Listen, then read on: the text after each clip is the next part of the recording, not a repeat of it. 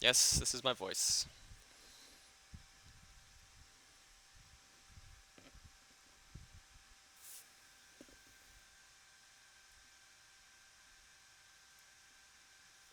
Yeah, if you want to...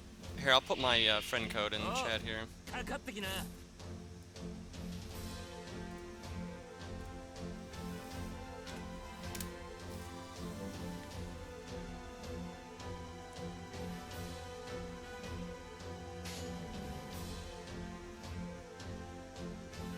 行きます。行くぜ。や Oh, we're in slow-mo. That needs to change.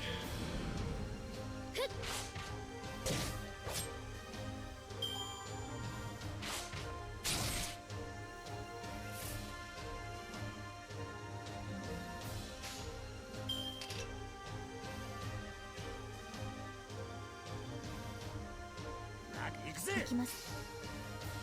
That's much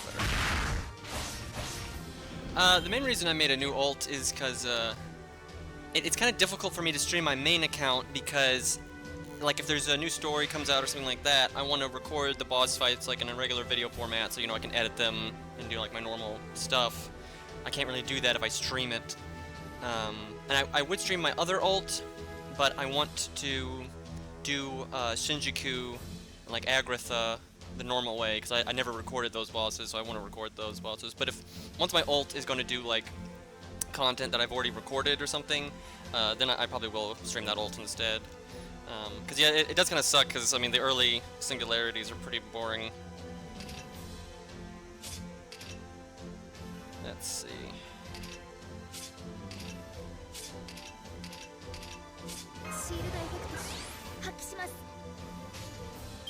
In all my time playing this game, I've only like misclicked a skill like twice ever, and it was normally not in an important time. But I know at some point having the confirm option off is going to bite me in the ass. Like, it's just a matter of time. I may use Twitch. I'm using YouTube right now just because most of the people that, you know, watch my channel and stuff are already on YouTube. But I probably will switch to Twitch. I did a test stream on Twitch the other day. Oh, look, I'm doing an off-meta combo, guys. It's so bad. Because it matters so much for this mob. I pretty much will always do that combo when I know the attack doesn't matter. Because it's got that unique buster animation at the end that you don't see very often. Do I think Sanson will get a buff? Well, I mean, he needs one. It's just that he's already been buffed twice, and I may be wrong about this, but I don't think they've ever buffed a unit more than twice. I could be wrong about that. I haven't like checked or anything. So you know, they may not buff him a third time just because they may have like, oh, we're only going to buff him twice and that's that. But I definitely hope they buff him again. If they gave him anti-human, I mean, they'd probably keep the anti-humanoid and they'd probably add anti-human on top of it if they did that.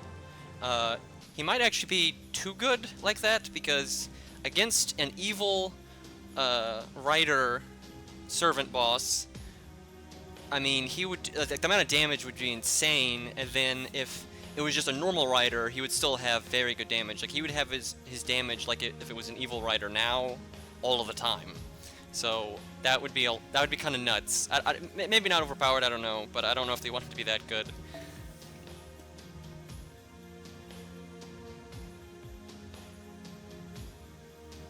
I mean, you don't have to do the free quests before you do a new singularity. Is it Kaiser? And if you mean like 1.5 singularities, I don't think it really matters to let you do them in any order. If you wanted to, you could just do them in the order that they came out.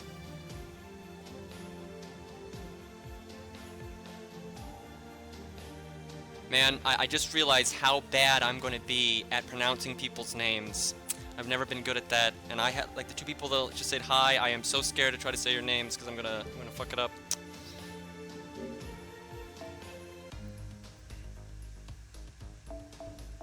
So I have no idea if this friend request is from someone in the stream. I'm going to assume it is.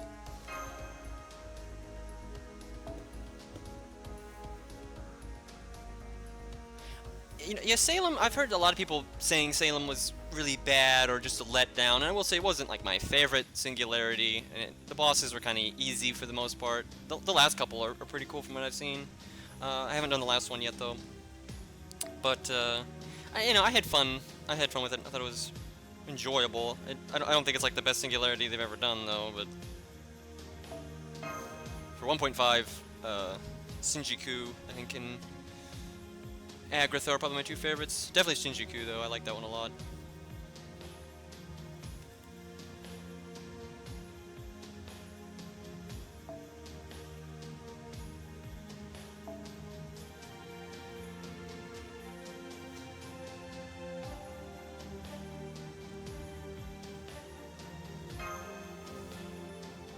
But yeah, as far as doing the singularities in 1.5, the order really doesn't matter.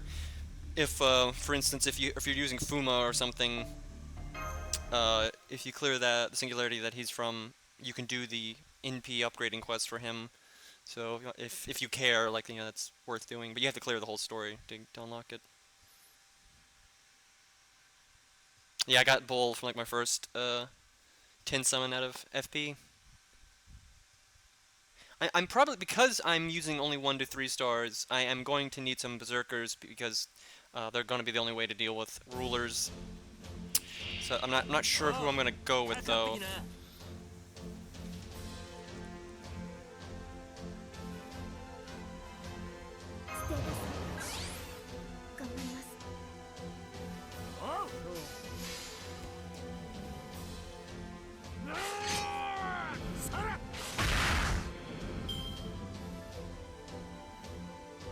Yeah, Shinjuku is nice. It gives you that free quest that is I don't know if it's a good drop rate for hearts, but it's the best we got.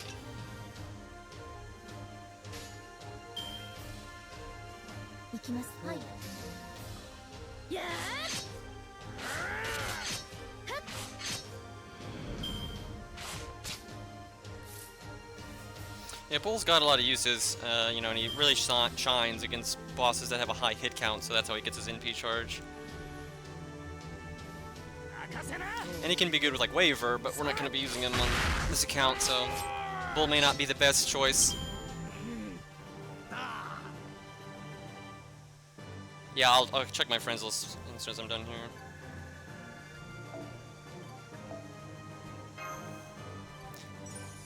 Oh, these Fuyuki stages. I don't think I'm pretty sure you could beat them with like any servants, even if you were counterclassing yourself, and you were just randomly clicking 3 cards. I'm pretty sure you could beat them. You may not beat some of the later ones, but the early ones definitely.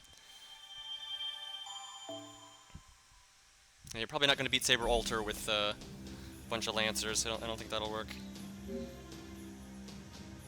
The question is, do we try to do the Herc free quest with somebody's like OP support? That could be kind of interesting. Hey, Sanson, alright, that's what I'm talking about.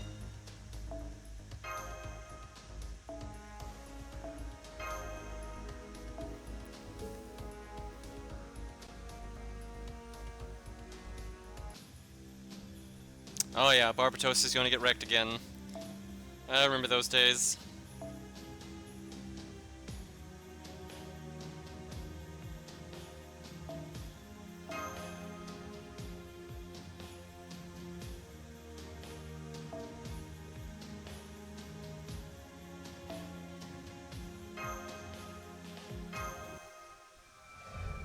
I would like to get St. George, just because he's pretty useful in the beginning. Like, you can protect a Berserker to fuck a boss up and things like that. It's very good.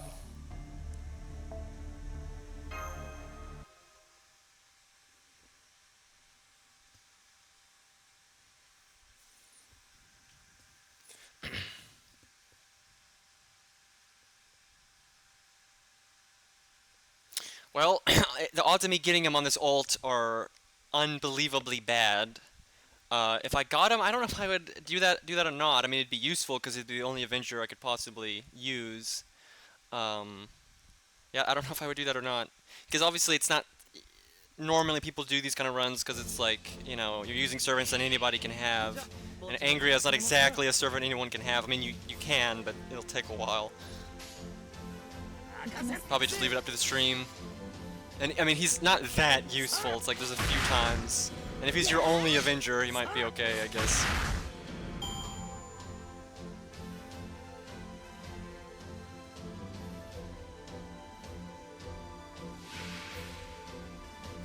Yeah, I have a friend, his girlfriend, who does not play this game very often, like very casually.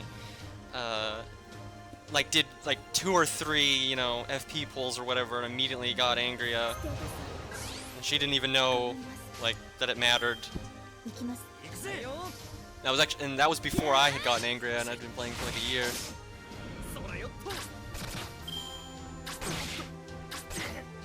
Yeah, for fighting like Lancelot and Camelot and you know, that kind, you know, the rulers and such, I'm gonna have to focus on like protecting berserkers, which is fun actually. And a lot of the early rulers were designed that way because, you know, Avengers weren't in the game at the beginning, so the only way to counter them was with a berserker.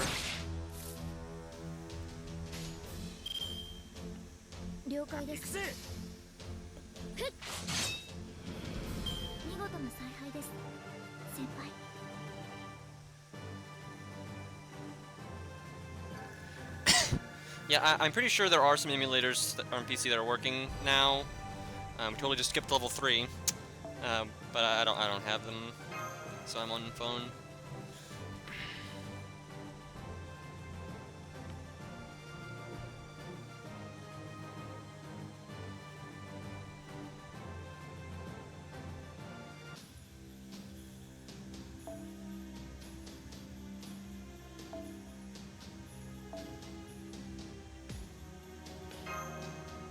Probably level up my guys just a little bit after this quest, because when you get this treasure chest, I think that's when they want you to level up a few times.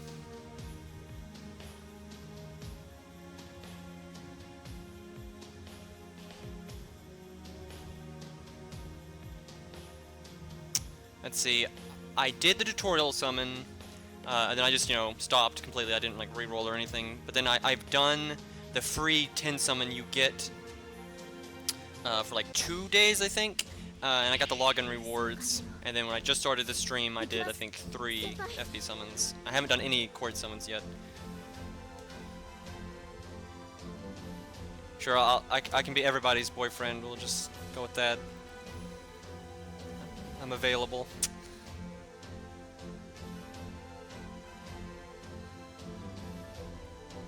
Yeah, I mean, Angria does kind of suck. There are some, you know, gimmick moments where he's good. There's not very many, but there are a few, like the bosses with incredible defense. And if you truly have no Avenger, you know, against a ruler, he's probably going to do better than some other servant. But yeah, he's more for fun.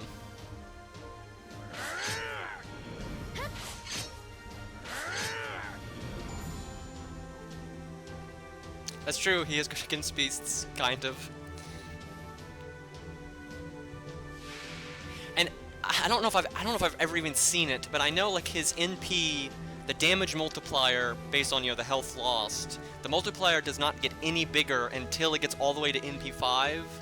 And obviously if you grail him to 100 and you get like really meta with getting his health up and you know, give him a craft essence for more health, at NP 5 the damage bonus might be high enough to be okay.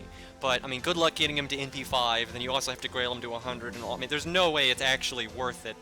I would love to see it, though. I would love to see an NP 5 Angria with, like, the most health you could possibly give him, and see how much his NP does at that point.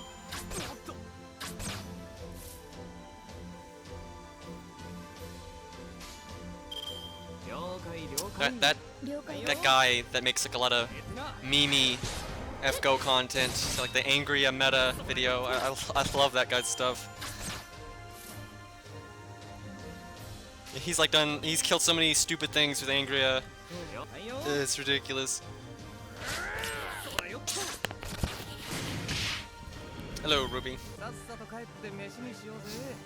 Man, if any of you all are from Discord and your names don't match, I'm gonna have no idea, so.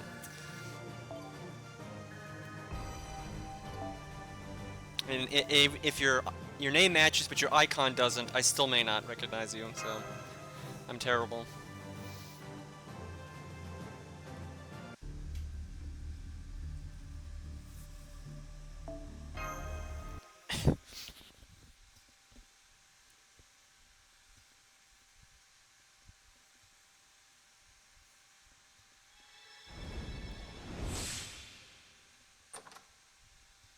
I think for the most part, what I'm going to try to do is not have any of my servants go past whatever Mash's level cap is, because I don't want to like go crazy with the over leveling or anything.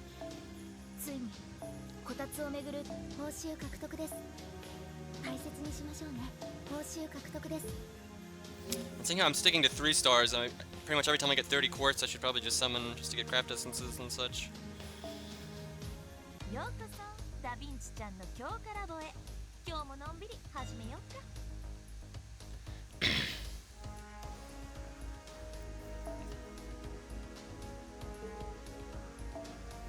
Alright, let's see here. Oh yeah, we can NP2 Lobo.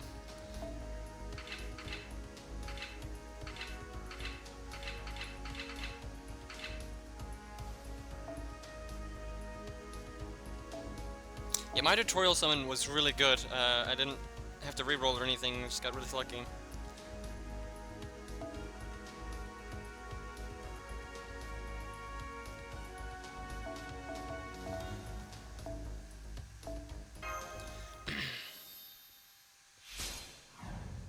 You know, I'm not sure what I want to do about CEs. A lot of content is very doable with just the 3-star CEs. But it would get very hard once you got into like 1.5 and like Solomon and stuff. Like Camelot, you could definitely do. What I'll probably do is mostly use 3-star CEs, but I may, I'm probably not gonna ban higher star CEs entirely, just because I don't know. We'll see. We'll kind of see how it goes.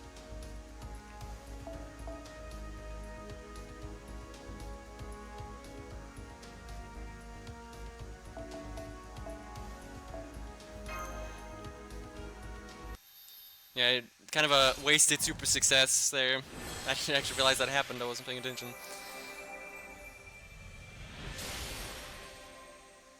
My 4-star was Herc, and I haven't burned him yet, but wow! Okay. I'll take it.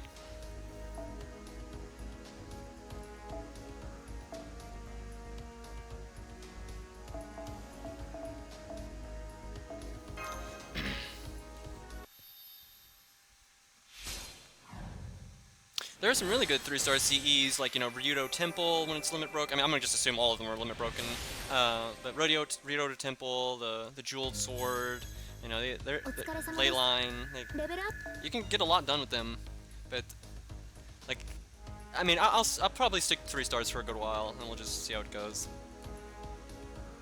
Yeah, I don't know what's with those double supers. And then when you're at in game trying to get a new servant up to 90 or whatever, you don't ever get any super successes. Oh hey, I have Mozart. That's great. Gonna use him for Gawain, probably at least. I guess I'll level up Lu Bu some for now, just because it's good to have a Berserker ready to go.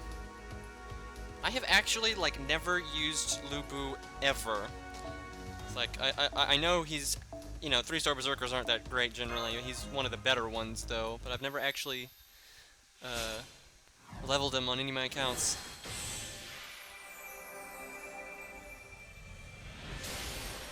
Yeah, that dragon one. I think on Japan it's called Leyline. I can't read moon runes, so I could be wrong. Man, I cannot tell you how many times. Like, the meme is so true, I cannot tell you how many times as I'm leveling a servant up, like I have a crapload of XP cards stocked up for them, and as I'm leveling them, I'm trying to make sure I'm giving myself enough room in case a super success happens. But even if I won't get any super successes, and right at the end when it doesn't matter, then I'll get one. That has happened so many times, and like even recently, like these last few days, I've leveled up a couple new servants, and that happened twice. Oh, it was the new Lancer, that's who it was, and yeah, that kind of pissed me off.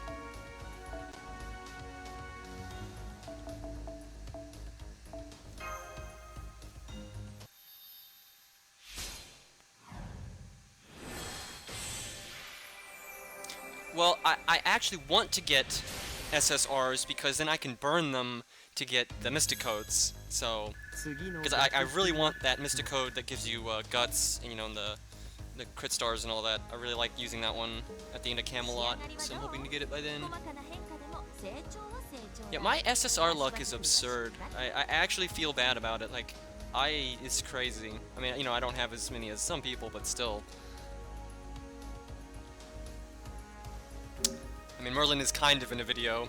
He didn't make it to gameplay though.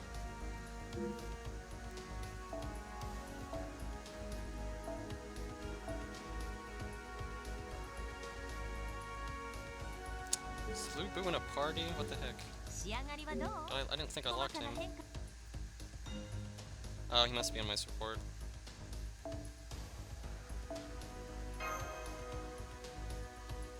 Hopefully I get Caesar.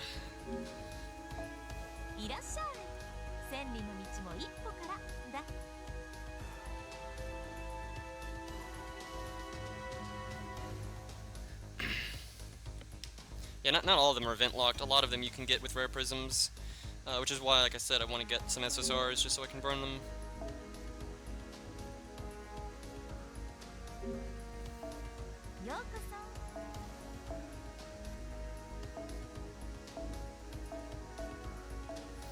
Lu Bu's so strong. I have no idea what I'm going to do about supports. You know, obviously, if you're making like a challenge run and you're going to make like a series out of it, you would have an ult account that's doing the same thing, and you would summon yourself to make sure you always have a 3-star. But I don't have time for that. I'm barely even going to have time for this account, honestly. Like, when events happen, I can't really use this account during events. Like, I'm going to be too busy with my main and my regular ult, and then of course my North American account. So this account is going to be pretty much always under-leveled and have fuck all Ascension mats, which I guess will just make it more fun if that's your thing. But yeah, and because of that, it may be better if I can summon higher supports. The thing is, if you can't just let loose hell if you can summon anything through your support system, because there's so many servants that can just solo things when they're, you know, level 90 or whatever. So I'm definitely going to limit my supports as much as I can. I don't really know how I'm going to do that though. Alright, let's see. Don't have enough SQ for a 10 summon yet, so we'll just keep trucking here. I mean, we have Claire Sanson, so that's a good start.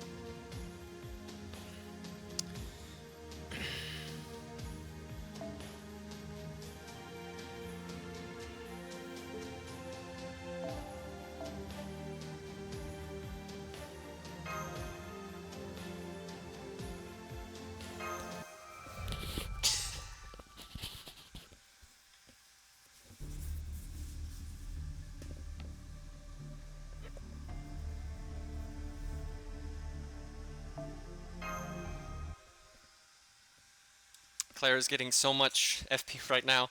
Oh, I forgot to accept everyone's friend invites. I'll do that after this one.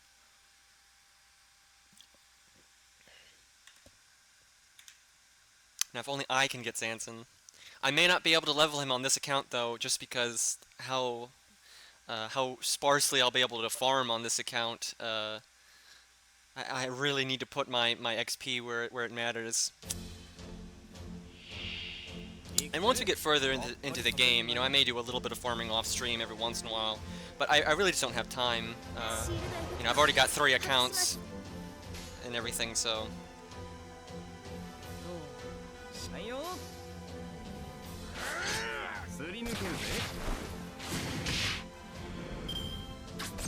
Yeah, I'll add you, Kaiser, as soon as I'm done here. And yeah, people add, if they're okay with putting lower star servants on their support list, by all means. I'm way more likely to summon them if that's the case.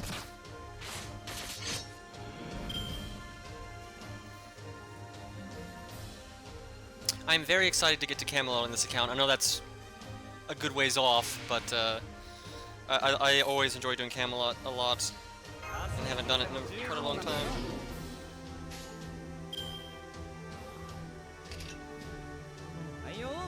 Hopefully Bull one-shots this Saber, so.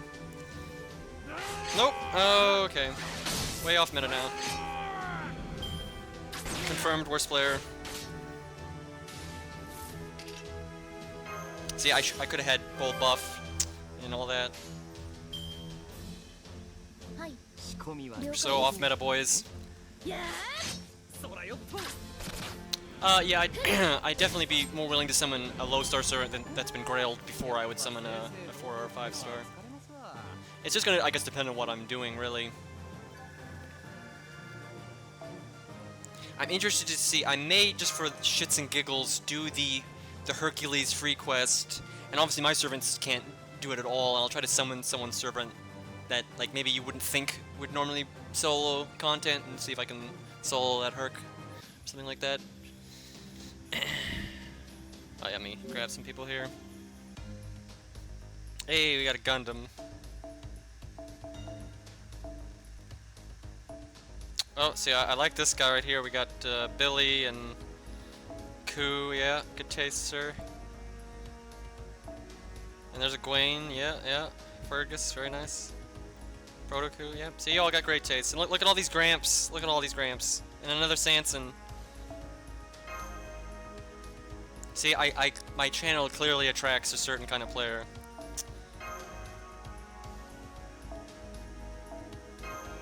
Hundred face, alright, yeah, good stuff.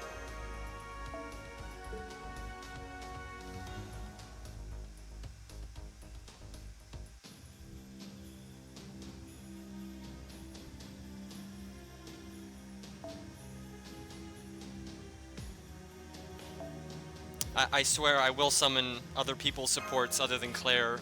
It's just right now the support doesn't matter at all, so I'm just throwing in the back. I think I'll post my friend code again. Yeah, honestly, I don't know a lot about YouTube streaming, so if you can even do something like pinning a message, I would not know.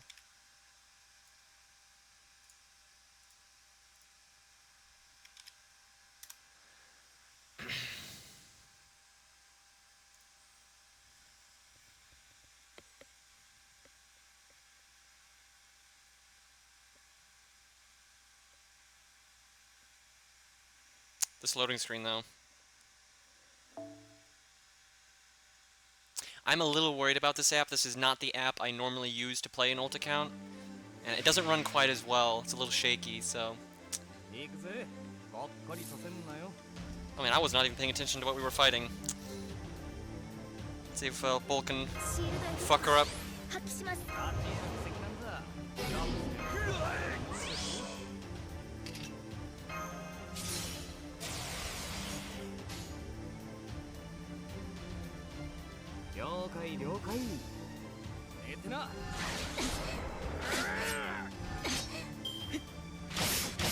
Woo! Damn it, I should have given him dodge or invulnerability. Well, man down. Yeah, there really was no reason not to use the Mystico dodge, because it's like this was only going to take a couple turns anyway, so I should have used it.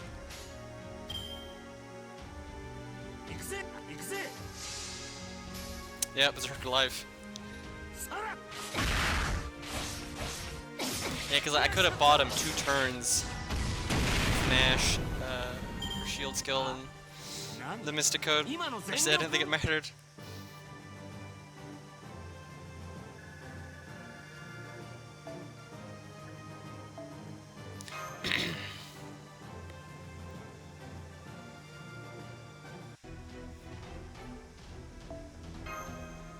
Yeah, I am so salty. I had done a test stream a few days ago, and I was using my main account for the test stream, and I had turned the in-game music on, just so, you know, it wasn't as boring to listen to, but I forgot to turn it off, and then I had recorded the first 2 Abigail fights, but I had, you know, because the music was on, it's really bad for the way I edit videos, and I didn't realize the music was on because the app I used to record, while you're recording, you don't hear any sound, so I had no idea that the music was on. Let's go with Billy. What a guy. Let's get Shakespeare in here. Gonna have to do some inventory management at some point.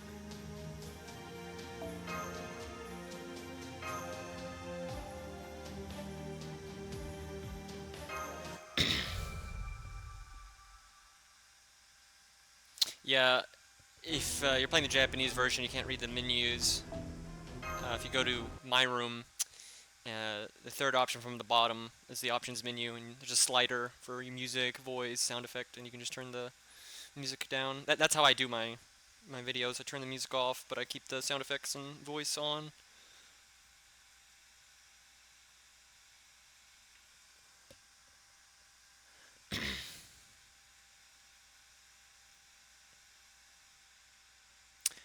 Normally, my ult account, I use Minox, which is an app made by Samsung, and it's made for like security and stuff, but it gives you like a second copy of everything that's like protected, quote unquote. And it works great. It has like doesn't hit your performance at all. You know, there's no ads or weird shit. 'Cause a lot of clone apps have stuff like that. But you can only have one account on it, obviously. And so this account I'm using parallel space, which I don't like as much, and it does affect your performance. That doesn't affect it a lot, but it is there. いい剣盤には女神の加護が宿るものさ。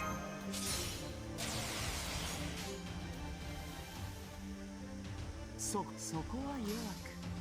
フォルテッシモ。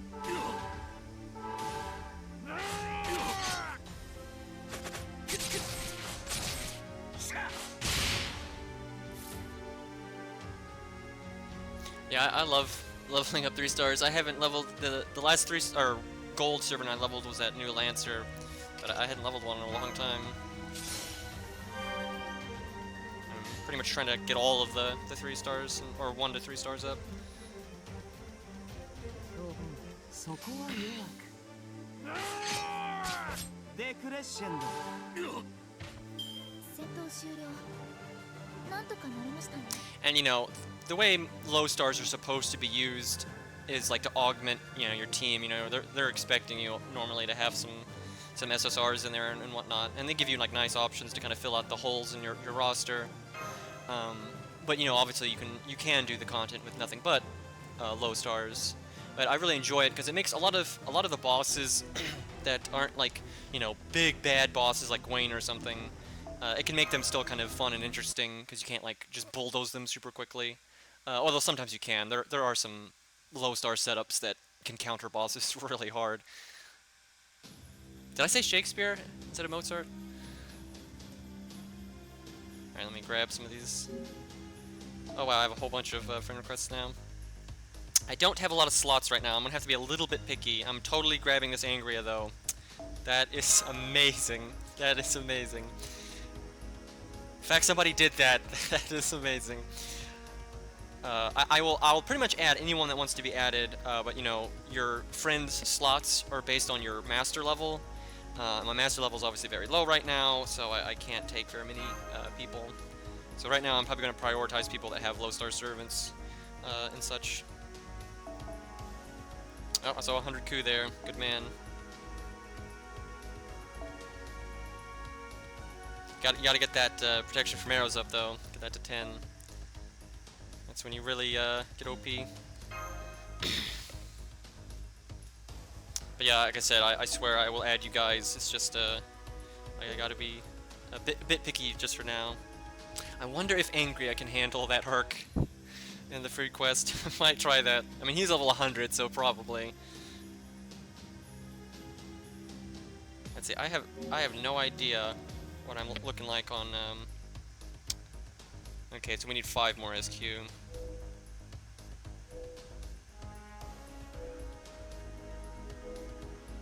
Okay.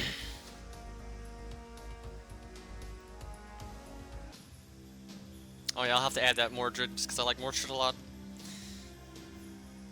And it's something we can definitely do. Like the major bosses, I don't want to do anything, OP. Like I'm not gonna bring a level 100 to Gwen or anything like that. I'm gonna try to keep it, 1 to 3 stars, no grails and all that. But especially when we're dicking around doing the easy stages or free quests or whatever, I'll totally take that opportunity to show off people's units and like, solo silly things with Mordred or Angria or whatever. Because there's a lot of filler time, if you will, in this game. You're not always fighting big bad bosses.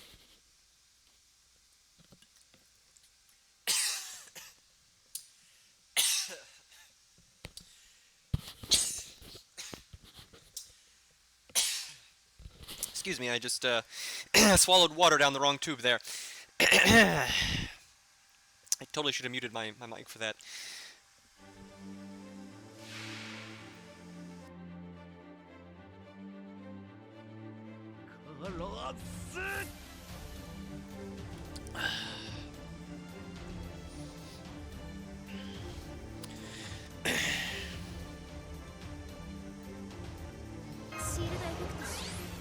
So I just realized I kept Mozart in the front row. Probably not the best decision.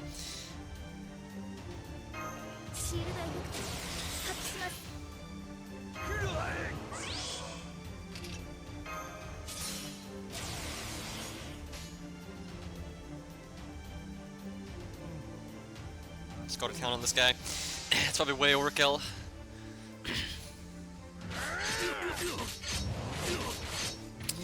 Angria, the ad, is it, I'm trying to remember.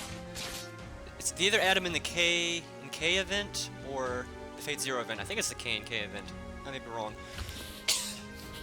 But he's just in the FP pool, and the chances of getting him are just unbelievably low, but you know, you have chances of getting him all the time.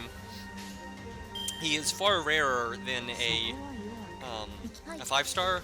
It's just you can roll for him so much more rapidly than a 5-star. Over time, you know, you're like in over a year, you're kind of likely to get him at that point. The leader spot used to matter, but now it really doesn't.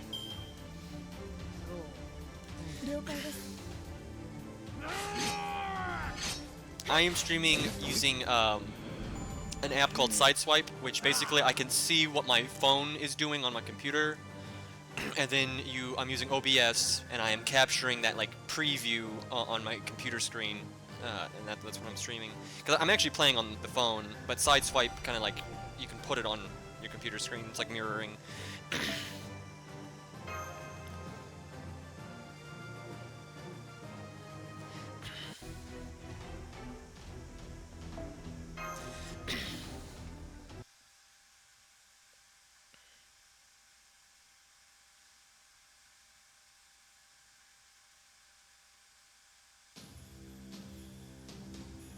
And yeah, there is definitely a stream delay. It's a good 20 seconds or so. I'm not sure exactly what it is, but yeah, I'm sure it's a fair bit.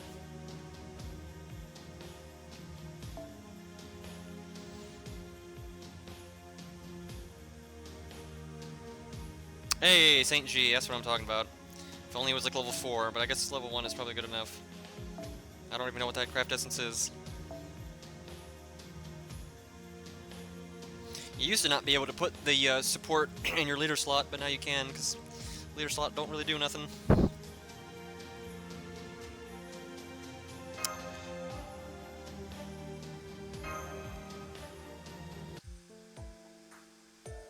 Yeah, I wouldn't be surprised if they did Bonten Mash in Part 2. And I feel like eventually they're going to make her a 5-star, although that's kind of worrying almost because she's a very strong unit. I wouldn't say she's overpowered, although she is very strong. She's like one of the best, if not the best, 4-star in the game. But the thing that kind of makes her OP is she has no team cost. So it allows you to bring like an extra SSR or an extra, 5-star craft essence, something like that. And so if they ever make her a 5-star, that's going to get kind of nuts.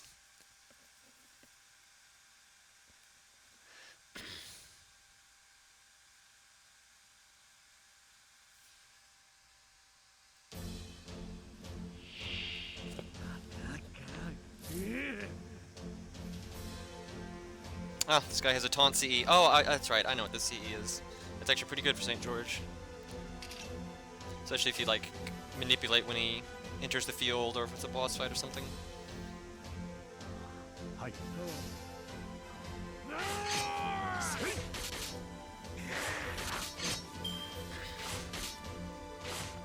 Ah, poor Caesar. He's a good man. He's definitely not the most popular unit, but I like him a fair bit. And, I mean, gameplay-wise, I think he's an excellent 3-star. He's like a nice standard support unit, like for just giving your other units a nice chunk of burst damage. Like, you know, if you're wanting to use Robin and make Robin do big damage, Caesar's a nice unit for him. Like, he's just a good guaranteed, boost your deeps kind of unit.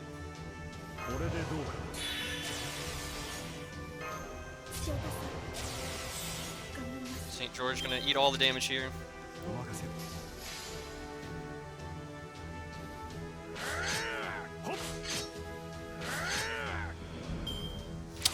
What do you think is the best lower star servants? You know, it kind of depends on what you're doing and what your other options are. But you know, I mean, Ku is a staple, and Ku is just like absurd. Like I don't think they even intended for him to be that strong. I think it was an accident, because he's an old unit. But yeah, Ku, Robin Hood, you know, Caesar, David. I always recommend to people that are like starting the game, level up Mash, level up Hands, and level up David, because those three, you know, they're all supports, and they cover a lot of bases. You know, Hands gives you some buffs and lots of healing. You know, Mash gives you, lots of defense, and you know, she has taunt and all that good stuff. And then David can save your whole team from an AoE and P. So they give you a good selection. And then, so if you're fighting really hard content that you're having a hard time with, and you're summoning a friend, or you know, for support, like you're summoning Janna or Tam or Merlin or something, and maybe that's not quite enough. You just need a little bit more support, and you know, you don't have a rare support yourself. You can, you know, offset Merlin with Hands, or you know, with David, or something like that, and it'll help you out a lot. And then also, if you're needing to use your friend summon to summon a DPS, like to counter the boss, like you know, you need to summon a big bad archer to fight Gwaine, you know, you at least have some solid support units of your own to help out. So that's why I always recommend leveling them up. And yeah, there's a lot of good low stars. The wonderful, beautiful bald bastard monk, he's great. You know, Taiga's a good one too. Bedivere, Bedivere is a really good, although you can't get him for a while. And I really like Shakespeare and Mozart. Obviously, there are higher star servants that, especially Shakes. Shakes gets very outclassed by things like Merlin and what have you. Mozart doesn't get outclassed nearly as much, just because, you know, he's got a team-wide arts up that's huge, and he's got the crit stars. The 50 crit stars is a really big deal. But I really like to level them because they're just nice buffer units that you can combine with whatever your DPS is. You know, if you got Robin Hood going on, Mozart and like Caesar combined will buff Robin Hood to absurd levels.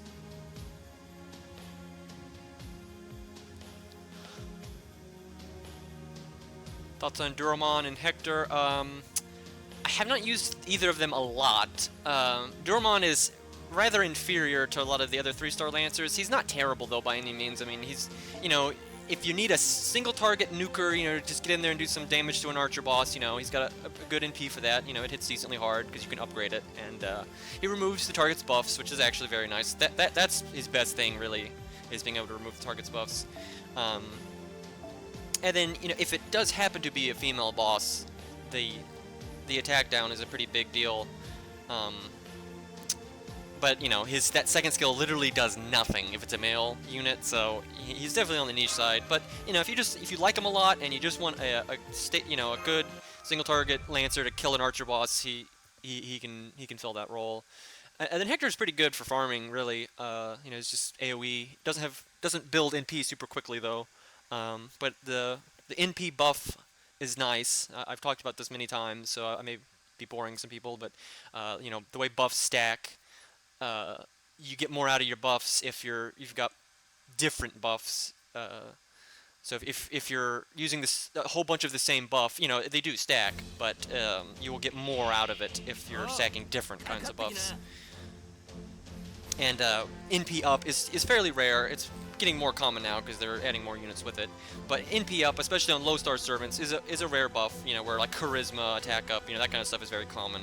So you know, having someone with NP up is nice. So you know, and Hector's also got his, you know, stun, which is RNG as fuck. But you can combine them with units that have like lowers the opponent's debuff resistance or increases your debuff success chance. So then, like Fuma, for example. So then Hector's stun and NP drain can't miss, which that can be nice. But you're having to give up a slot for Fuma and Hector, and that may not be a good, you know, combination for whatever you're fighting.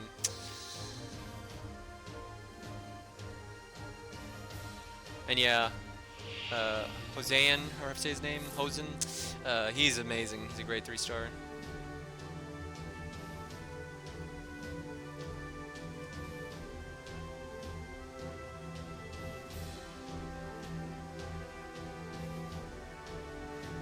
Just catching up with chat a little bit here. Oh yeah, Blackbeard. Yeah, Blackbeard's a nice support unit, especially if you've got like a female DPS, like carry, if you will. Because you know that heal is huge on a female, and yeah, he's got nice standard. And again, there are rare servants that, because there are some low-star servants that was a terrible combo, but there are some low-star servants that there really aren't high-star servants that fill their role exactly, or their niche, if you will. They might have a similar role, but they won't fit the exact same niche. But there are some low-star servants that there are high stars that do basically the exact same thing, but then they obviously have better stats. And Blackbeard's kind of one of those, because like Francis Drake is very similar to Blackbeard, although she does not have the heal. If you're using Blackbeard basically for the buffs, like the attack up buffs, Drake is generally just going to be better. But if you're using him for the buffs and then keeping a DPS carry alive, if you will, he can still be really good. Oh, hey Fluff. It's funny, I saw the Fight Me mod guy, but I didn't actually realize that was you. Lee, are you Dragon Egg?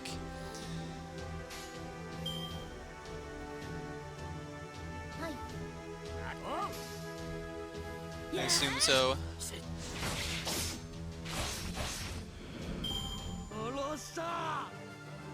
One of these days you will hatch, and you will be glorious.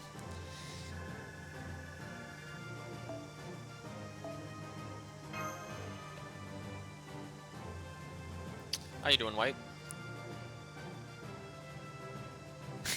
SQ to refill your AP. You know, if I ever get to the point where I'm totally happy with my roster, you know, I've got all the 3 stars and 1 stars and 2 stars and all that, and I've got some decent CEs and stuff, I would be somewhat willing to do that.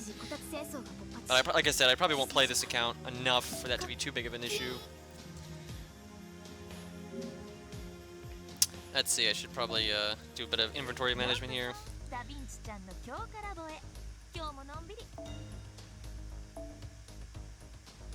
Yeah, that 4-star craft essence is terrible. It's kind of sad that I caught that in my tutorial summon. Alright, let's see here. Okay.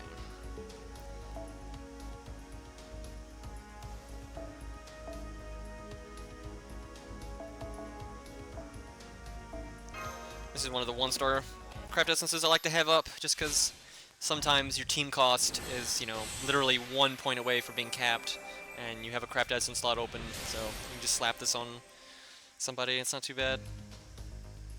Because when it's limit broken, it's 5% buster damage, which, you know, is nothing amazing, but if you only got 1 team cost, might as well.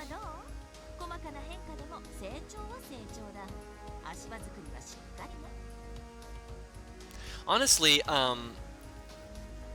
never mind handicapping yourself. If you're trying to play, you know, well, there are definitely times that you want to mix in the low stars with your high stars. You know, only key ones and at the right time. You know, it has to like be when their niche shows up. But they can be very useful like that. And if you grail them, then a lot of times they're very meta. But the game is totally, you know, impossible with just using the low star people.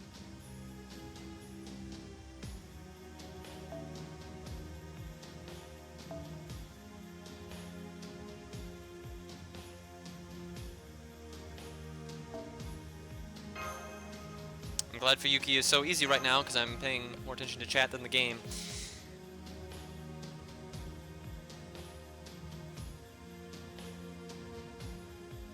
I don't know if I'll grail or not, just because you know, if I can beat the bosses without grails, I would like to, although it is very fun to grail units. I always find it funny when people complain on my main that I've grailed people.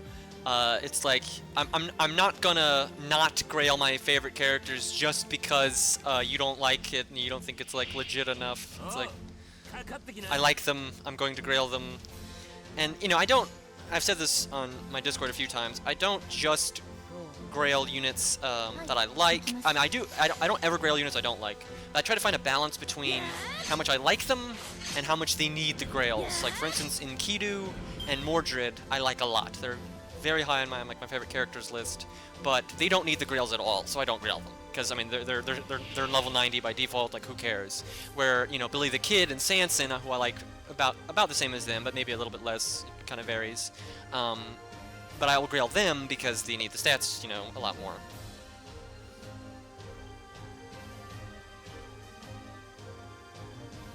Yeah, I don't know what to do, but I mean, we could grail when we get like much farther in the game, which that's going to take forever because I don't know, how much time I'm going to be able to devote to this account. But when we get much farther into the game, it may, it'll be more needed to grail, if you will. It's also just fun to see what the low stars can pull off.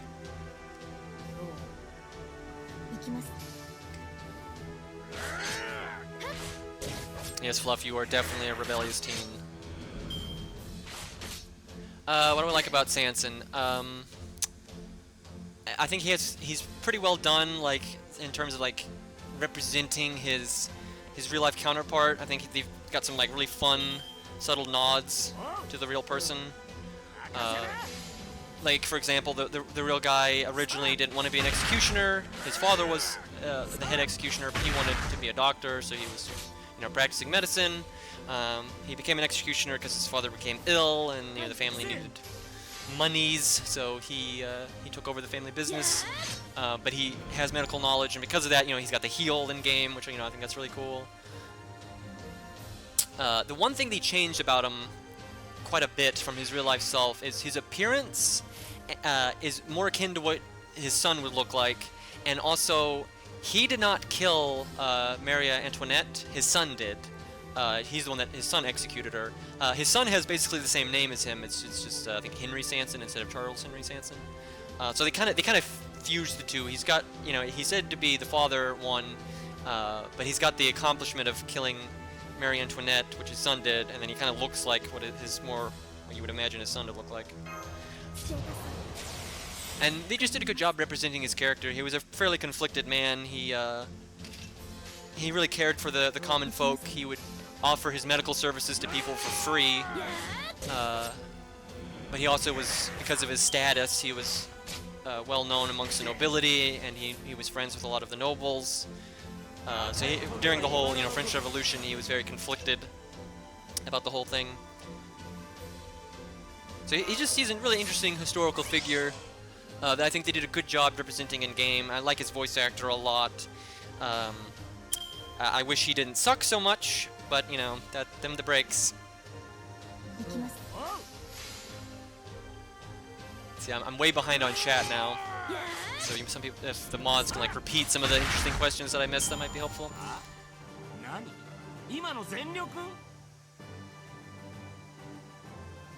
Fluff, you saying I'm Artoria, you bastard? That's like the greatest insult.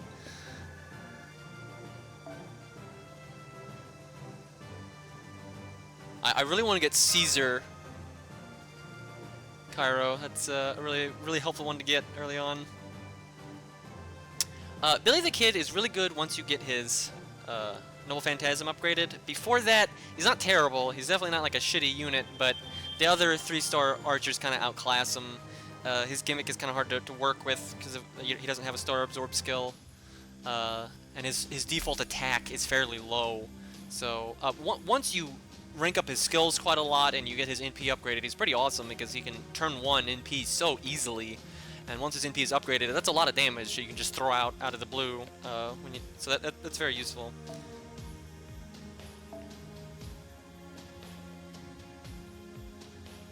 Skill priorities on Ku is definitely protection from arrows first, and then I would say Guts, and then Disengage. The reason why you put Guts over Disengage is, and a lot of times Guts is a fairly low priority skill because, a lot of times after Guts procs, you're going to get one shot anyway, so it doesn't matter how much health you come back with. And most units, in most contexts, the fight isn't going to go on long enough for it to come off cooldown. But because of the way Ku's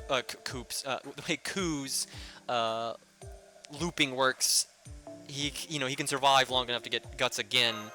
So getting its cooldown lower is a big deal. You'll see a big increase to how well he can solo or last man stand if you've got his protection from arrows maxed, and then you've got his guts up. And his heal is very nice, but you normally use it for the debuff removal, especially for like hard content. And so it doesn't matter as much to have it leveled up. It is good. It is definitely good to level up his heal though. But you see a huge, massive increase in how effective Ku is once you get protection from arrows to 10. That has a massive impact on how good he is at being like a last man standing, or really just in general, even if he's in your front row. Because a lot of people say Ku is like only good as a last man standing or as a solo unit, and that's obviously where he excels. But he can be good in your front line because he's not going to get hit all the time.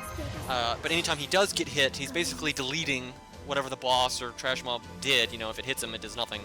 And because it'll take longer for protection from arrows, all 3 charges, to be removed, a lot of the times you can cast it again before he takes any, real damage. So he's kind of like this. Every time the enemy attacks, there's a chance that their attack will just go into the void, and Ku can stay on the front line for so long. He's just like a constant source of value of eating attacks, basically. However, he's definitely not always the right choice in the front row, just because his DPS isn't great, especially if he's not grailed.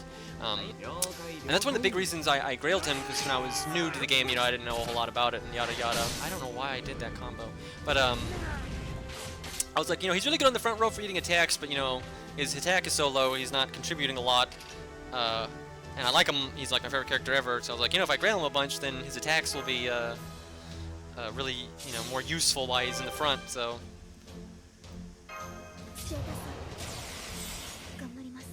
And I was planning on grailing Ku from the beginning, also just because I like Ku a lot.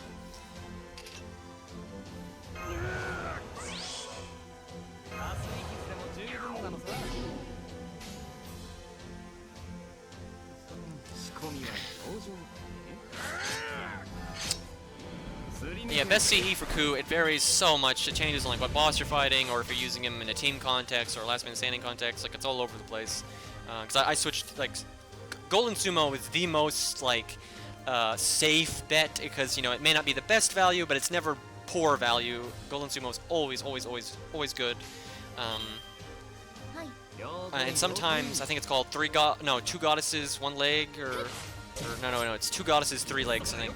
That can be useful even outside of the Nero Fest event. What it does is it gives him a free guts, the Craft Essence will proc guts once. And then his NP damage will do 15% more. It's rarely the right choice though, because if you have guts through your CE, you cannot cast guts like Ku's version of guts. If you cast it before the CE procs, it'll just say no effect, and it'll go on cooldown and you won't get it.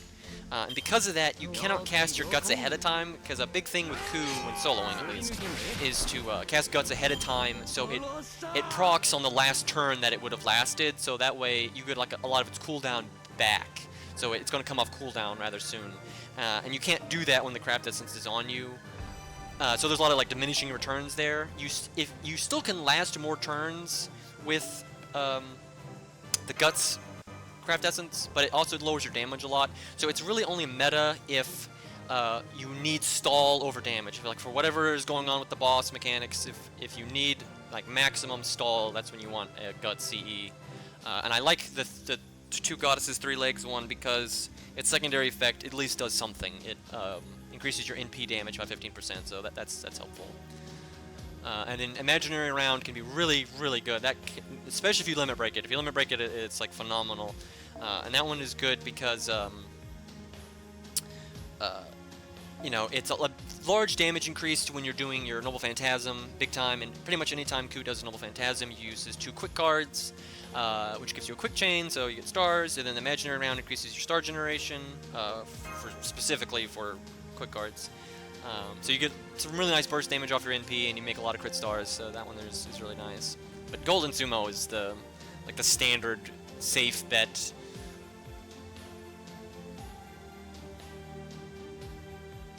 I'm sure I missed a lot of questions here. Medusa's kind of a weird one. If you max her eyes out, which is a bit of a pain to do, but if you do max her eyes out, having a guaranteed or near guaranteed stun is very nice. There are times that super useful. 戦闘です And you know, she gets her NP decently quickly, especially if you wait to use her third skill until you see that she's got blue cards in your attack wheel. Her AoE is kind of weak though, you know, because it's an AoEs do less damage to begin with, and then it's quick, which does the least damage, so it's like double bad in that department. But I mean, she's alright. You know, she can get the job done, but she's definitely not like amazing. She's not like, doesn't like stand out as being super good, unless for whatever boss strategy you have going on. If you need a stun, she is a easy way to get stunned, because obviously you can get stunned through Amadeus and things like that. But if you don't have him, she's a really reliable way to get it. はいよえてな Golden Sumo releases with it's the, I don't remember the name of the event, but it's the event where you get Rider Kentoki, if I remember correctly. And it's free. You know, you get 4 copies of it from the shop, and I think you need to get 1 as a drop. But by that point in the game, the drop rates are easier, and you have like lots of apples. So if you need to farm for it, it's much easier to farm for it. Like it gets way easier to get the event CEs down the line.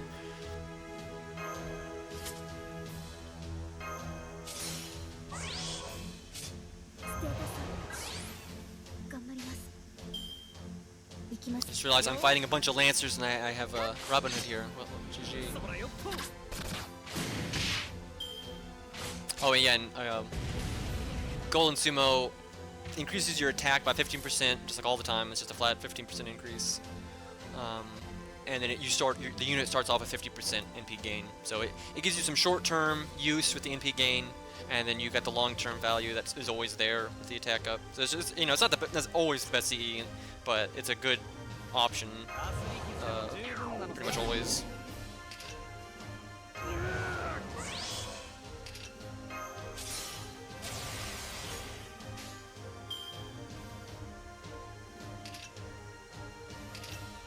I'd say Bull can one-shot this guy. I have not been paying attention to how much damage he's been doing when buffed, so I'm not really sure. Nope! God damn it.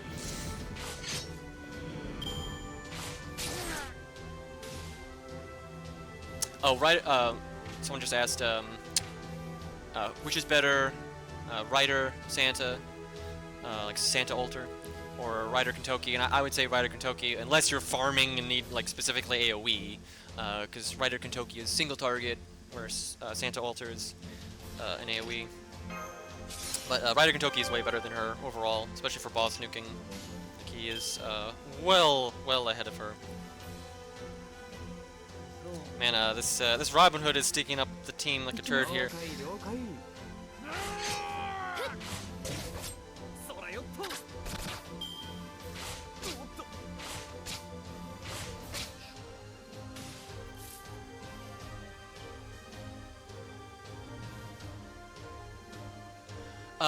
My main account, someone just asked, what were the servants you saved for on your main account, assuming it was a free-to-play account. It's mostly a free-to-play account. When they did, I've paid for when they've done some of the rate up, like the guaranteed gashas, where, you know, if you pay a set amount, you're guaranteed to get a 5-star. I did that, and I picked they had, what it was they were the guaranteed things are divided into like class pools, so you could roll on like sabers, and you would get you were guaranteed to get a 5-star saber. You know, if you did the Lancer one, guaranteed to get a 5-star Lancer, blah blah blah. And I did the saber one, and I got 2 copies of Mordred, and I already had Mordred, so that's why she's in P3. And for saving, basically what I did on my main account is Mordred. I think this is how it went down. It's been a while, and I wasn't like keeping track, so I wasn't really thinking about it.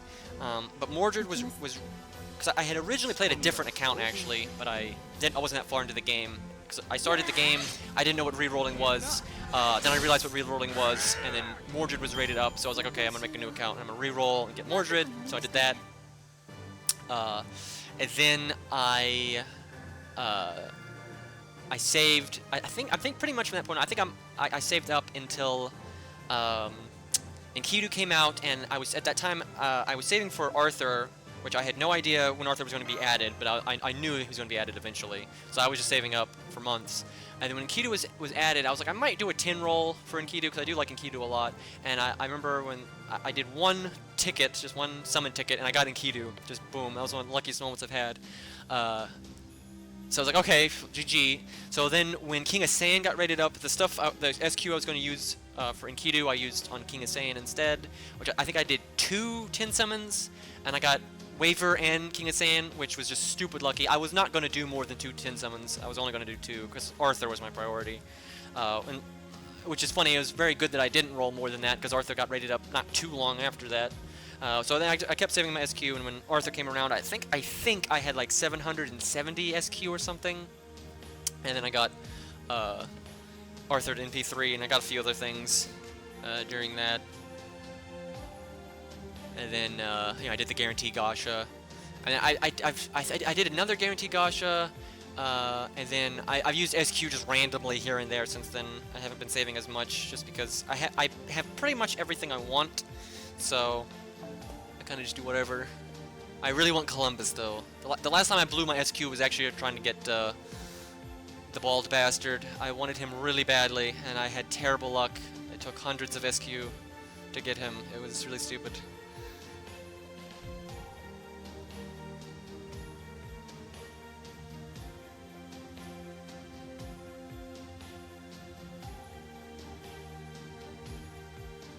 Let's see. Santa Alta versus Drake. I would say Drake, generally speaking. Drake is very good. She makes lots of crit stars. She gets NP quickly. She buffs the team. She's just a really good unit, good hit counts.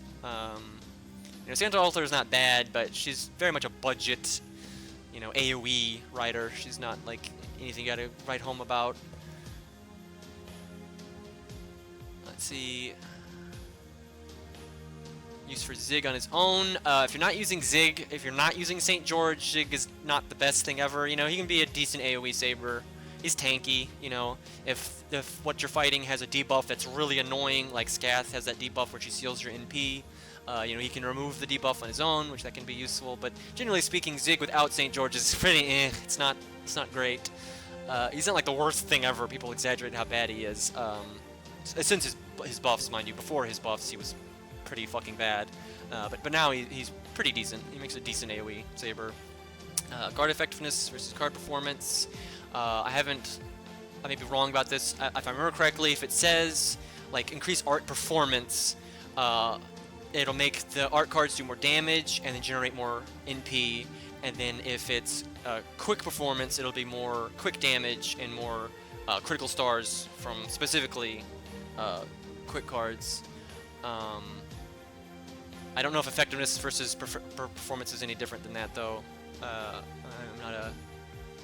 I'm not sure to be honest. But yeah, generally it's like if it says NP performance, it's NP gain on NP cards and then art damage. And it's kind of interesting because something that if you have a craft essence that specifically increases NP gain, that affects the art cards and the quick cards and what have you, and like getting hit when the boss is hitting you, you'll get more NP from that. Where if you have art up, getting hit by a boss won't give you extra NP, things like that. So it kind of depends on which one is better. But like for instance, a unit like Medea, she gets a lot of use out of something like Formula Craft because she has 3 art cards. So normally she's getting her art from her art cards anyway, and then her toolkit revolves around using Rule Breaker a lot. So making it do 25% more damage is very helpful.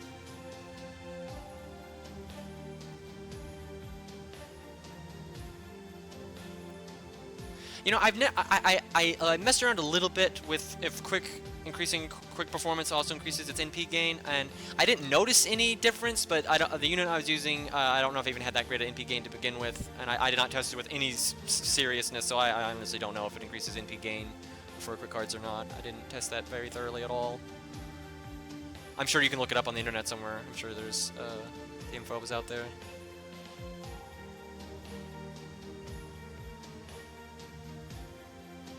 Okay, let me. What am I fighting here? Got some archers.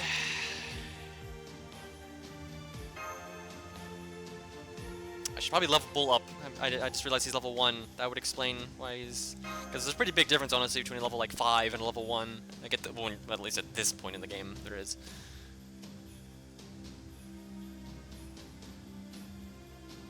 Well, Okita already increases her quick damage, so unless someone can increase her quick damage by a very large percent, she normally will get more out of different kinds of buffs.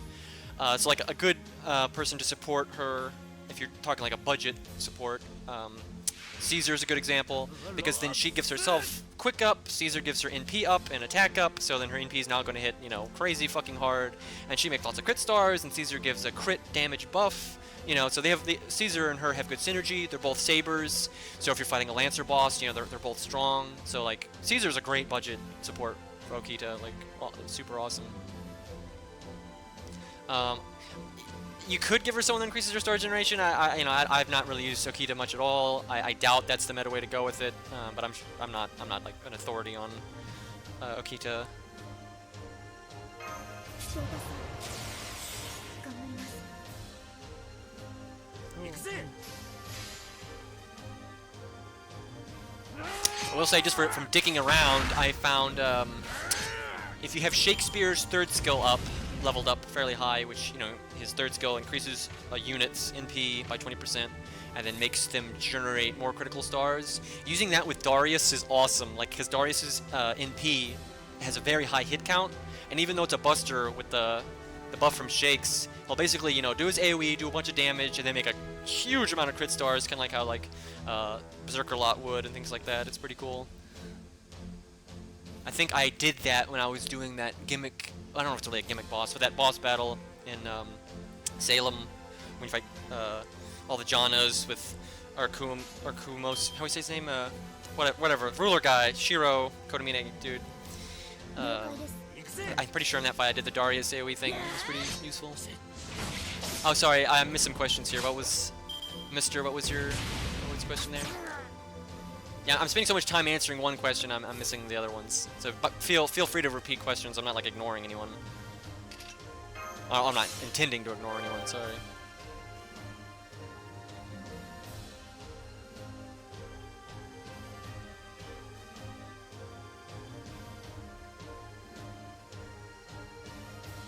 Marcuso. Yeah, Okita doesn't need, that much help, as Kaiser said. She's a very self-reliant unit, because her third skill, when you got the crit stars, she can crit a bunch and do a bunch of damage. I mean, Caesar's a nice option, though, because he can make her do even more damage, and he's a saber like she is, so they're good at the same time. 頑張ります Yeah, she's a good self-reliant unit, for sure. はい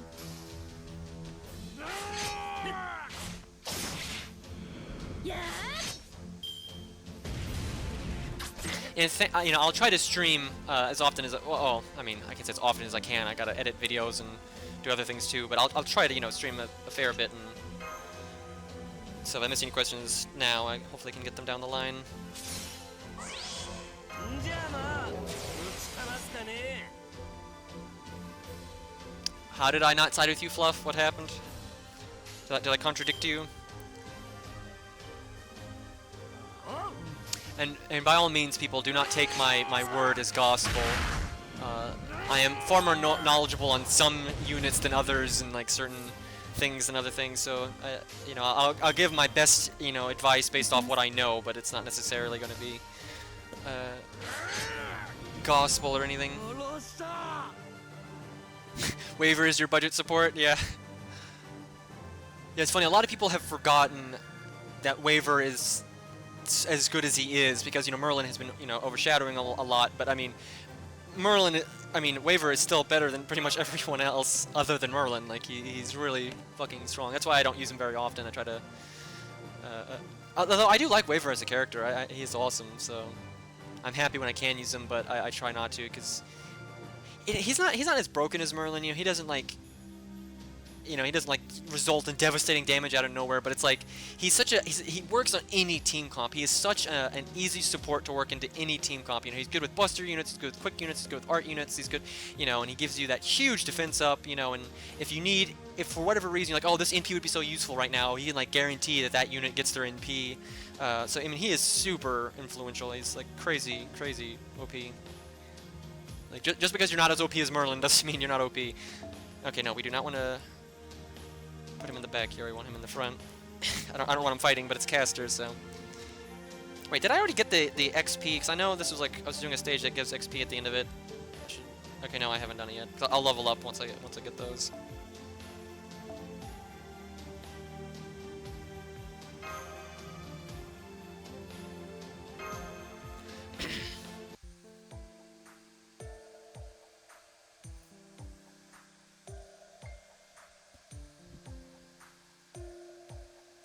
I mean, I mixed up my team comps quite a bit. I mean, because someone asked what team comps I find most useful most often. My favorite team comp for farming, I have like two, and this first one is complete bullshit, and you probably will not be able to mimic this, because you know I re-rolled for Mordred, and then I saved up for Arthur. You know, I obviously have both of them and at a high NP. What I like to do is I'll bring Waver, I'll bring Mordred, and I'll bring Arthur in the front row. And then, you know, I'll bring the Mystic Code that generates crit stars and gives Buster up.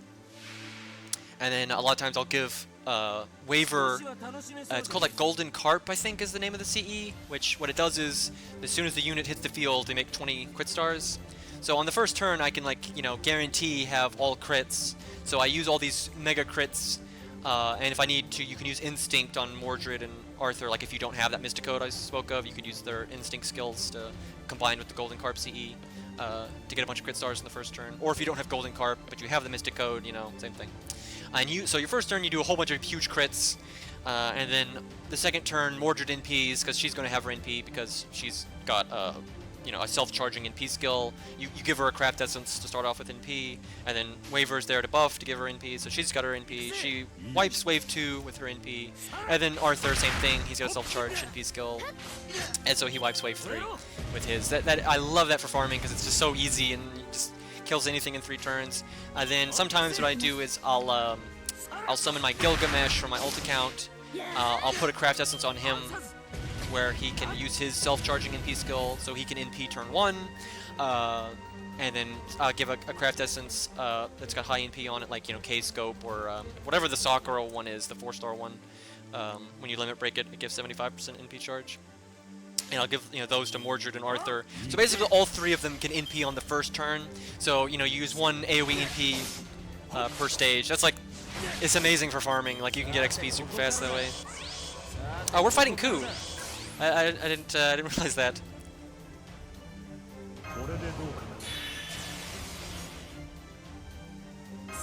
I feel bad now. We're beating up Ku. Gonna.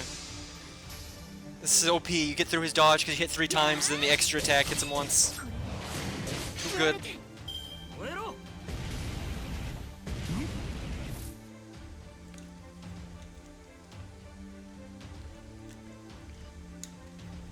QXQ. Mev approves. Probably.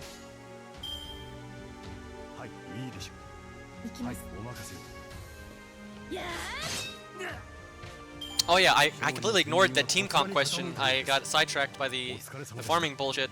You know, I mean, it depends, especially if we're talking about late game. Like, the game has changed a bit. Like, a lot of the bosses now, their gimmicks are pretty whack. Like, Nerofest, for example, I wish I had time to upload more videos for Nerofest. I did a lot of the bosses without Ku, but I never uploaded a lot of the videos. But, like, generally, your team comp would change completely based on the boss. But for early game, you know, there are some more standard team comps, you know, for, like, if you need some nuking, you know, you can use, like, you know, Robin Hood's really good. You could do, like, Robin Hood with Caesar, if the classes work out, you know, and you could use St. George to cover him until he gets his NP in time, or you could do, like, Mozart, Robin Hood, and St. George, or, you know, because, you know, Mozart and Caesar both buff Robin Hood, so that can result in some absolutely crazy damage. I'm guessing we're fighting Ku again.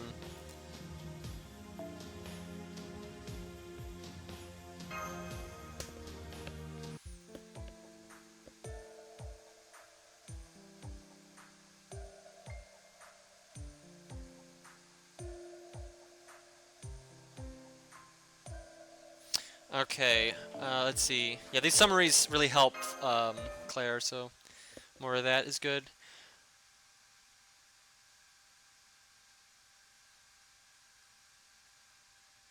Good CE for Drake. Let's see, good CE for Drake. I mean, depends what you're doing. If you're farming, you know, starting NP is pretty much always good for farming. You know, Buster Up is good because she's got 2 Buster cards and a Buster NP, and later on you can get an NP that gives starting NP and Buster Up. You know, things like that are very, very good for her. But if you're doing farming, starting NP is really nice. 武装完了 Let's 行 see. きます先輩 Units you hardly use and get requested that you want to use more. See, there have been some units that get requested a lot. Some of them are units that I don't have leveled yet. I have a lot of 3-star leveled now. Like these last few, I guess this last month, I have gotten a lot of them up. So hopefully you'll see more of them soon. 了解です So I need to use Fu items on a lot of them still. Like Fergus has been requested many times. Casterku's probably been requested more than anything. I would definitely like to use him more. It can be hard to use him because his NP just sucks. I mean, his toolkit's great. It's totally good toolkit, but his NP is trash. シェイタさん頑張ります いいでしょう任せる I know there's one more question. What was it? If you're only going to use 1 to 3-star CEs as well, we were talking about this earlier. We're not really sure yet. It's probably going to depend on how hard the content I'm doing is. Like if I don't need to, you know, I'll probably keep my CEs more reasonable.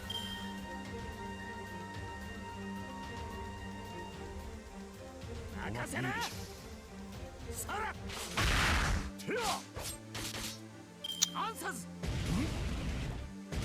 Santa Coup hype, yeah, I would. I'd be happy. I'd take it, man. シールド But it's so rare. I mean, in 2.5 years or however long, we have gotten 1 male welfare servant. So it's not a good ratio. I'm not holding. I mean, I'm sure we'll get another male eventually, but and I'd like to get males all the time, but you know, it's pretty rare. So rip.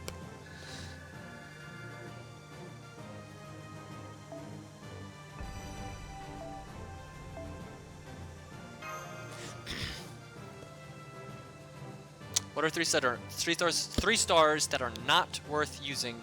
I mean, if you like them, go for it. But there are some bad ones. Boudicca, she's gotten better since her buff. She has some niche use, but she's not great. Geronimo has an amazing NP. His skills suck. So overall, he's not great. He does have a little bit of niche use, but it's so niche. It only comes up every once in a while that it's not that big of a deal to level him, really.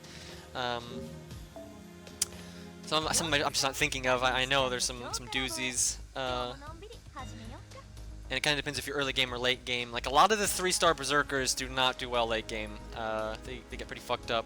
There are times that they're helpful, but they're less. They see less use definitely. Let's see. What are some other stinkers? There are a few. I'm so bad, like on the spot, thinking of the here. Let me just go to the wiki real quick and get a list of all the 3 stars here. Memory, first thing to go.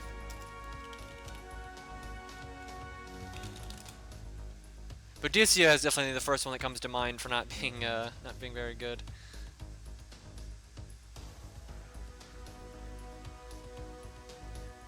Oh, of course, Caster Gilius. He's terrible.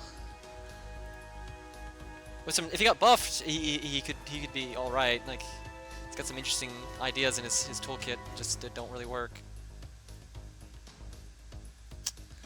Let's see what we got here. Henry, Jackal, and Hyde. I love him to death. He's definitely not the best. If you grail him, I suspect you could probably make him work pretty well, actually, if you like set him up properly. It's just his toolkit is very reliant on stats. Like all of his, if you look at his skills when he's in Hyde mode, it's very much about his stats. You know, crit up and attack up, buster up. You know, those all benefit greatly from his base attack being higher. And to make up from him having an NP that does 0 damage, his normal card damage needs to be, you know, incredible. And if he's grailed, then I'm pretty sure it can get quite high. But still, he's definitely not like blowing my socks off here. And yeah, most of the 3-star berserkers are not good. Like Kaiohime, I know everyone loves her, but she's not very good. She can be useful early game just because berserkers are OP early game, but late game, berserkers kind of suck. And if for what she does, I would rather have Lu Bu, generally speaking. Let's see. You know, Hector, you know, he can work as an AoE Lancer. He's definitely not necessary though. Like I said, Duramon, not the best. He's workable, but other 3-star Lancers are pretty much just better than him. Unless you need, you know, the niche of removing buffs from the boss, you know, that could be nice. Oh, and Saber Gilius. Yeah, Saber Gilius is pretty pants. Again, he might be good Grailed. I'd like to see him Grailed and kind of see how he works. But yeah, off the top of my head, those are probably the biggest stinkers. Probably going into summary after all that. Wasn't looking at chat at all.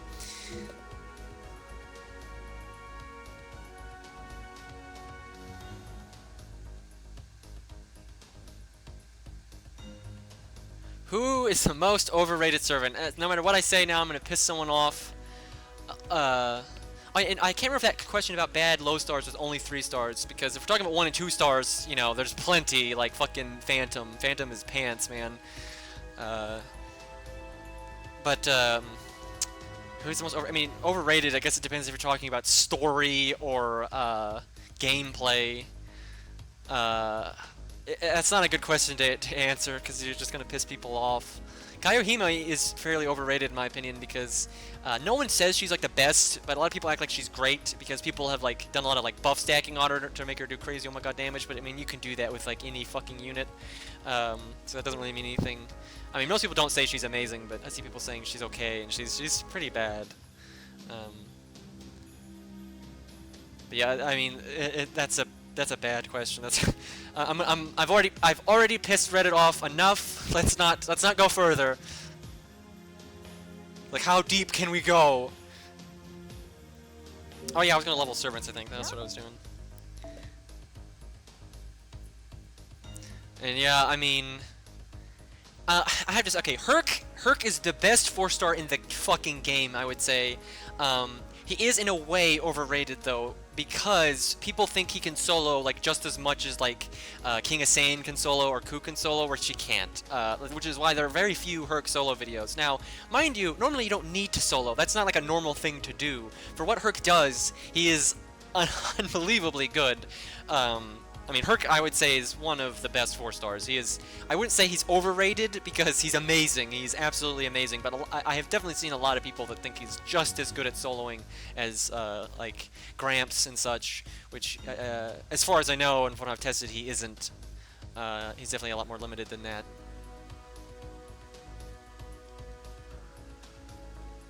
How good is Billy the Kid? Like I said earlier, once he gets his NP upgrade, and if you get his second skill maxed, he's pretty good, but he gets a bit outclassed by like Robin Hood and the other 3-star archers, because I mean the 3 archers, all their 3-stars are really good. There's a lot of really strong 3-star archers, you know, like David and Kid Gil and such. They're all really good. What the hell am I doing? Oh, I'm leveling servants. I've said like 9 times now.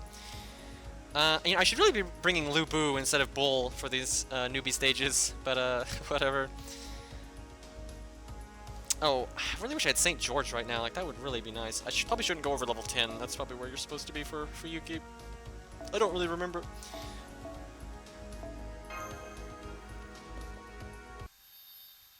Ah, yes, Tamcat. Clearly, she's better than Herc.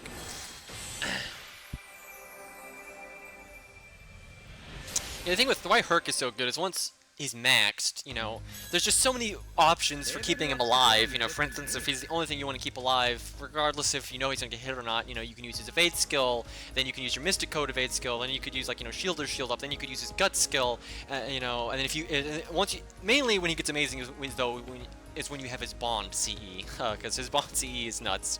And that's when he becomes a really good last man standing unit. Like, if he's the only unit alive, and your team's done some work, so the boss isn't going to be full health or anything, Herc can pretty much always clean up, and this is why he can be a better cleanup unit than Ku or you know, who have you, because he's a berserker, so he beats up anything. So, you know, where Ku is limited to, you know, archers, berserkers, you know, and you know, Ku does alright against neutral classes, but Ku is never going to, you know, be a good cleanup unit against a Saber, for example, or a Ruler. You know, Ruler and Saber are always awful for Ku, where Herc will fuck them up just like anything else. So Ku is just or Herc is just an awesome last man standing unit. Oh, we already did Robin Hood. Oh, BB, that's right. BB is a very good 4-star as well. And you know what she does is obviously very different from what Herc does, so they're kind of apples and oranges. There's a lot of units like that. People are like, oh, what's the best this, what's the best that? It's like it depends on what you're doing. And obviously there are certain things that come up more often than others, so I guess you could kind of use that as a criteria.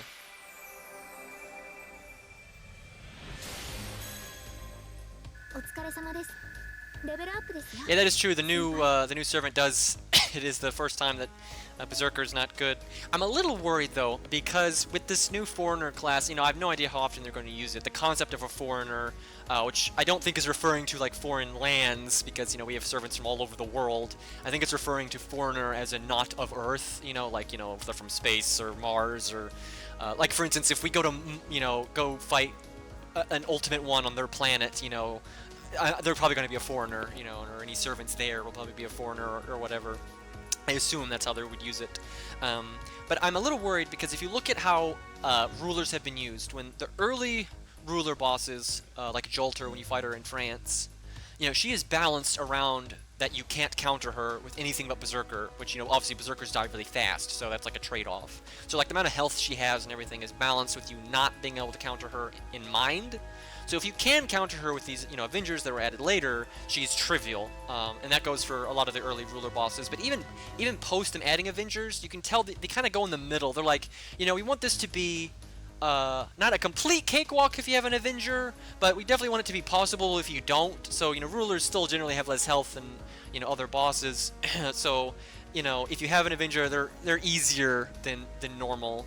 Or if you don't, they're going to be harder than normal. That's kind of always been the case with ruler bosses, and that's probably not going to change. And that's probably going to be the same with foreigners. They're probably, it's like they're going to always balance them, so it's possible without an alter ego, but it'll be hard. But then if you have an alter ego, they're not necessarily going to be easy, but they're definitely going to be easier than a gimmick boss of that tier of a different class. You know, like let's say the gimmick boss is an archer.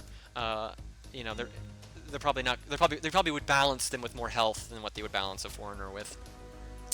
Okay, and I need a summary of what I'm missing here. I am sorry I'm missing so much stuff. Some of these questions just take, I'm blathering on. I'm a ranter.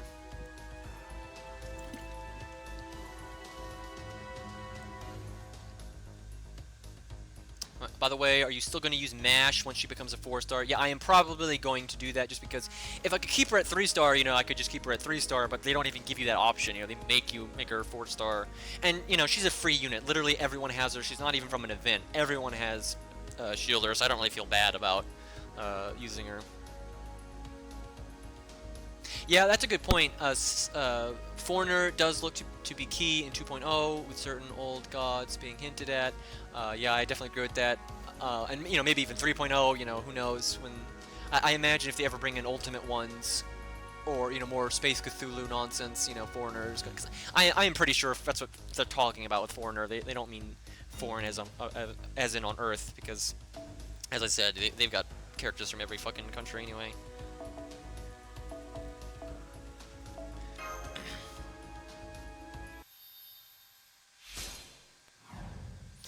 Yeah, Herc is definitely better than Vlad. I mean, sorry, Vlad fans. Vlad is kind of this is how I've seen it, and there'll be lots of opinions about this, so just take mine with a grain of salt. Vlad is kind of like the best of the worst kind of Berserker, because there's a lot of like new school Berserkers, like DW knows now that like Berserkers are in some ways kind of bad because of like how much damage they take all the time, and a lot of of the old Berserkers they're not relevant. You can't really use them in like really hard content, except for certain Berserkers. Berserkers like Herc and Ku-Alter, their toolkits are so strong, and because they counter everything, they do great. There are Berserkers that are super great, but there's a lot of Berserkers like, Darius and whatnot. They haven't aged well. The way their toolkits interact with how their class works, they kind of suck. And Vlad is kind of like that old school Berserker, but he's the best of them because he does have his defense up, which means he doesn't die as quickly. He does not have the flaw of having huge problems building NP, because most Berserkers don't build NP for shit. But his survivability is not as good as Herc's. His damage is not as good as Herc's. He does work well on art teams. I mean, there have been times where like major bosses Vlad is still good for. You know, he works with like Tam well. You know, there are times that Vlad is still good. I would just say there's a lot more times that Herc is good. Yeah, it would be nice if they did a CCC rerun. I'd love to redo my first like popular Ku solo was what's her name, Passion Lip or whatever her name is. But I knew nothing about soloing. I was just trying it for shits and giggles. My Ku wasn't maxed. It was very noticeable. My guts not being ranked 10 held me back greatly in that solo. And I didn't know a lot of some of the tricks you could do with Ku yet, because I mean I didn't know anything about soloing back then. So I'm looking forward to them bringing that boss back and doing it again now that I know more about soloing and now that my Ku's got his skills at 10 10 10. Because I think his skills were like, I don't know, 4 10 something. I don't remember, but I know Guts was not 10 and neither was his heal. And if you pay attention, it's like very noticeable how that made problems for me in that fight.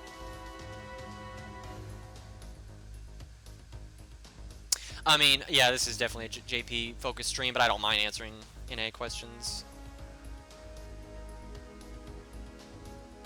This is the real Honako. No, I stole his channel. I'm totally an imposter here. I don't know how I would do that, but you know. I'm sure there are people from Discord that have heard me on Discord that can confirm this is me. I'll go now they will troll me and say it's not. I don't know how close we are to Santa Altar, Saber Altar. I don't remember how long Fuyuki is. Guess just go with story. Double coup it up, why not? Yeah, I guess we should put in Lubu just to be time-saving purposes. I mean, I really should put Lubu in the front and not Ku here, but I'm gonna put Ku there just because it's Ku. So deal with it.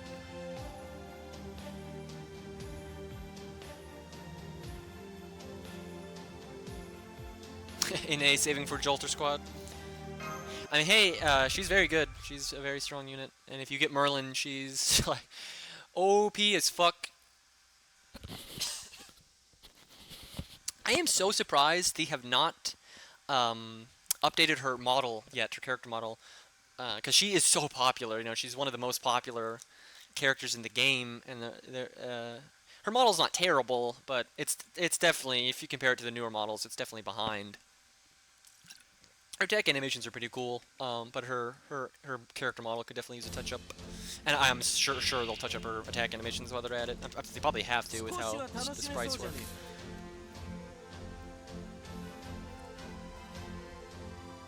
Yeah, it's true. Everything with Merlin is OP as fuck. Although you can make a team that is bad with Merlin. You know, obviously he excels with, you know, Buster teams more than anything. You know, by a very noticeable amount. If you're not using a Buster team, he's very good, but he's not nearly as extreme. See, I should have done that combo in reverse. I thought it would have died, but it did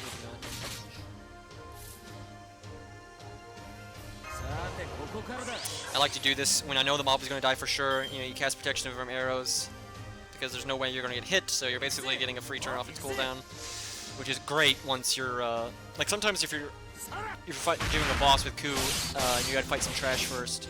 Sometimes it's good to not use protection from arrows, just use Ku's health to deal with the trash, and then right when you're on the turn where you know the trash is gonna die this turn, then you cast protection from arrows to get the turn off the cooldown. Yeah, Jolter is popular. It's because she's very strong, and she's very popular. You know, like even if she wasn't strong, she would be popular. Is what I mean. And then she is strong as fuck. So, especially since Merlin became a thing. Because before Merlin, she was very good. She was, you know, not in any way bad, but she became just nutso with Merlin.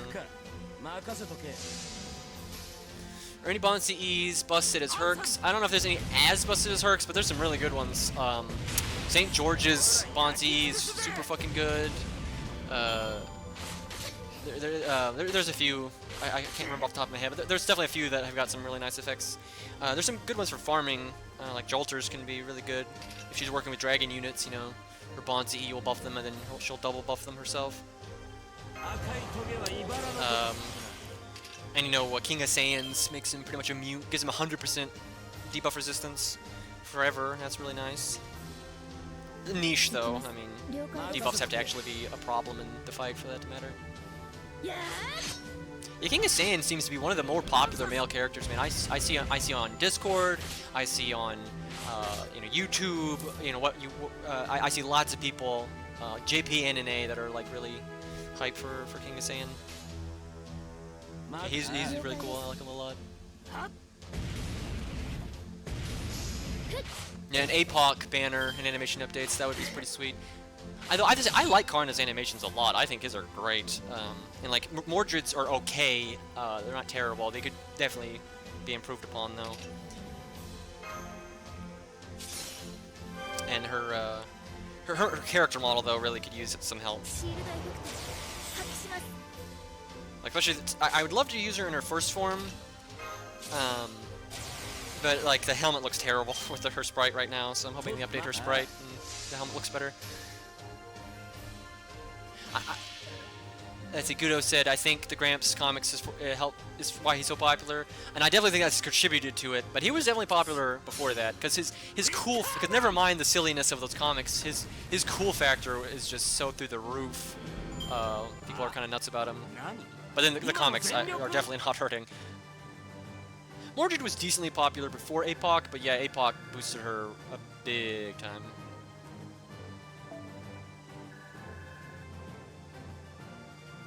Sanson would be so much better if his third skill hit humanoids instead of humans. Yep, absolutely. That would make him borderline OP for his role. You know, there's a lot of ways that you could change Sanson though, because giving him anti-human might be too much, especially if he's Grailed. That would be kind of nuts. Because he's Buster, so you could use him with Merlin. But there's a lot of things you could do. You could just make it so his third skill also gives him NP charge, like Arthur, because Arthur's, you know, niche of fighting giants on his third skill. That doesn't come up very often. But he also charges NP by 20%, and that's always good. So if they gave Sanson, like, you know, an NP charge like that, that would help a lot, because his NP is his best thing. So getting his NP faster is very helpful. Or they could put like star generation increase on his third skill, because he's got 3 quick cards. It's just his hit count is so low that he doesn't do a good job of making stars. But if he had a skill that increases star gen for 3 turns, that would help a whole lot. And yeah, I know Gramps is a Dark Souls boss, absolutely. Like the background during his Noble Phantasm looks like Dark Souls 3, like the lighting, like that kind of like gold lighting with the light kind of coming through. That was like a very strong motif in Dark Souls 3. I don't think that's a coincidence that they used it there, because I know Nasu is a big Souls fan, so I would imagine that's intentional. And you know, he's got a lot of cool on his own though, you know, like his voice and all the teleporting and blue flame and everything. Atlanta is the best example of old balance. I wouldn't say that's the. I mean, she could be better. She's not the worst. I mean, look at Phantom, look at Boudica, or Boudicca, look at Sanson. You know, there's a lot worse than her, because she kind of does what Berserker Lot does, just a bit more niche. But you know, she can do her AoE, make a bunch of crit stars, then you know, crit some things. And there's so little quick support. You know, like the quick type buff that she's useful like that. But you know, yeah, she's not. You know, she ain't amazing.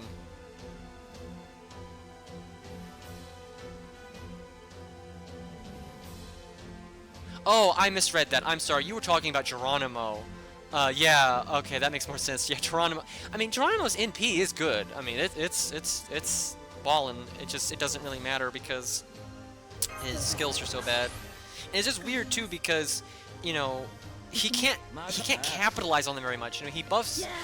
He's got, you know, 1 buff for each card type, but his NP does no damage, so he's not buffing that. And then he doesn't have very many cards of the other types, so the buffs are kind of going to waste. If you made them targetable, it would definitely help, or give them some sort of secondary effect. You know, that kind of thing would help a lot. I'm sure he's on their list of buffs. You know, next time they come out with a big, you know, strengthening quest where, you know, they reveal a new person to get buffed each day for like a week or whatever, I wouldn't be surprised if I mean, he may be not in the next one, but I'm sure he's going to be in one soon, relative to how often they do those. Yeah, her NP gain, Atlanta's NP gain is bad. That's her biggest problem, because it's hard for her to get her NP to do her gimmick. Always wondered why you grailed Sanson. I like him a lot. You know, I was talking about that earlier, like why I like his character a lot. Probably shouldn't go into that again because it's a pretty long rant. And he's not my favorite character, although he's in my top 5 easily. He's like, he's super high. I like him a whole lot. And he's just so bad that if I ever want to use him for anything, he needs the grails. Although, you know, when his niche comes up of an evil rider, he does alright. はい おう 了解です さら や Yeah, strengthening quests are permanent. It's just on NA, some of the strengthening quests just aren't out yet. And the old game, you know, back in the day, for whatever reason, a lot of the low-star servants did not have their 3rd skill. They just you couldn't get it, and then you had to wait for them to add it. So they don't do that anymore now, because that was a very dumb and like lame thing to do. Thankfully, it's gone. Let's see how much NP gain we can get with Arts Buster Quick. I mean extra. Probably not that much. よいしょっと That animation's cool though, the second Buster. Because you normally don't see it because if you initiate with a Buster, he'll do the typical melee Buster animation. You have to already be in on the mob for him to do that animation there. Because normally he'll do like the leap slam, the typical Buster. So that third one you have to do an art card first or a quick card first. And I normally just do quick just because, you know, it's cool. 赤いトゲは茨のごと Apparently I wasted my Mystic Code buff. I don't remember doing that, but apparently I did.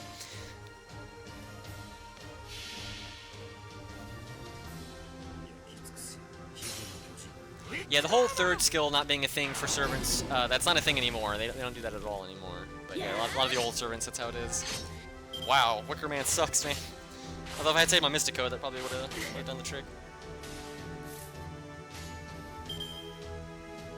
まあアンサーズ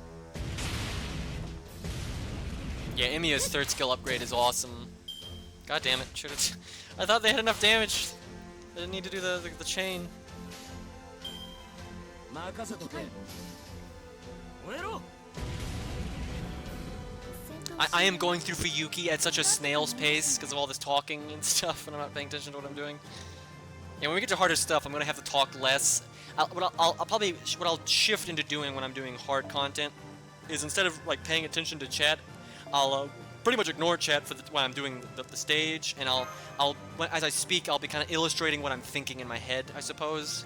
That way I can focus more on the game and play better, and I'm not being a complete bore. And then when I'm done with the boss or whatever, then I'll go back to talking to the chat. But for easy stages, you know, I'm going to be in like autopilot mode.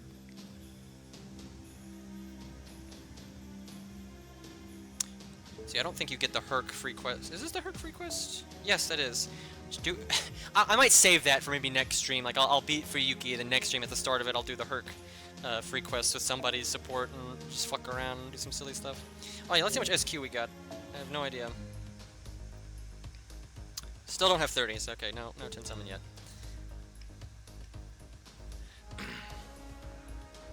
What do I think about the Hiseians in the game? I mean, most of them are pretty good. You know, Curse Arm's a great staple budget star generator. He's got very good survivability. That's one of his best things, is he doesn't require help to stay alive. Once he gets his 3rd skill. Before he has his 3rd skill, it's kind of rough. A bit of a late burner, that one.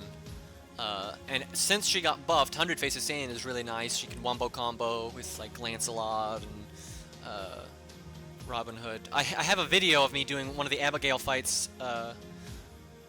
without, you know, counterclassing her, and I used like Lancelot, Robin, and 100 Face Hisseian. It's kind of fun how much damage you can do, because you're half level and you can't counterclass her, but with the way they synergize, you get mega damage anyway. The worst of the Hisseians, I would say, is Serenity. She got buffed. She got buffed twice actually, so she's a lot better. Haven't really messed with her any since her 2nd buff, so I'm not really sure. I doubt she's better than the other Hisseians though, because the other Hisseians are all pretty solid. She might be comparable to 100 Face though. I'm not really sure. Oh, well, double coup is like perfect here because it's archer, assassin. I haven't messed with my. I'm sure I have better craft essences than what I'm using, but I haven't even looked at them.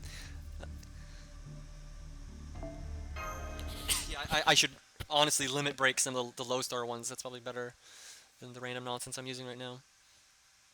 But I mean, it's Fuyuki. It's not too big of a deal.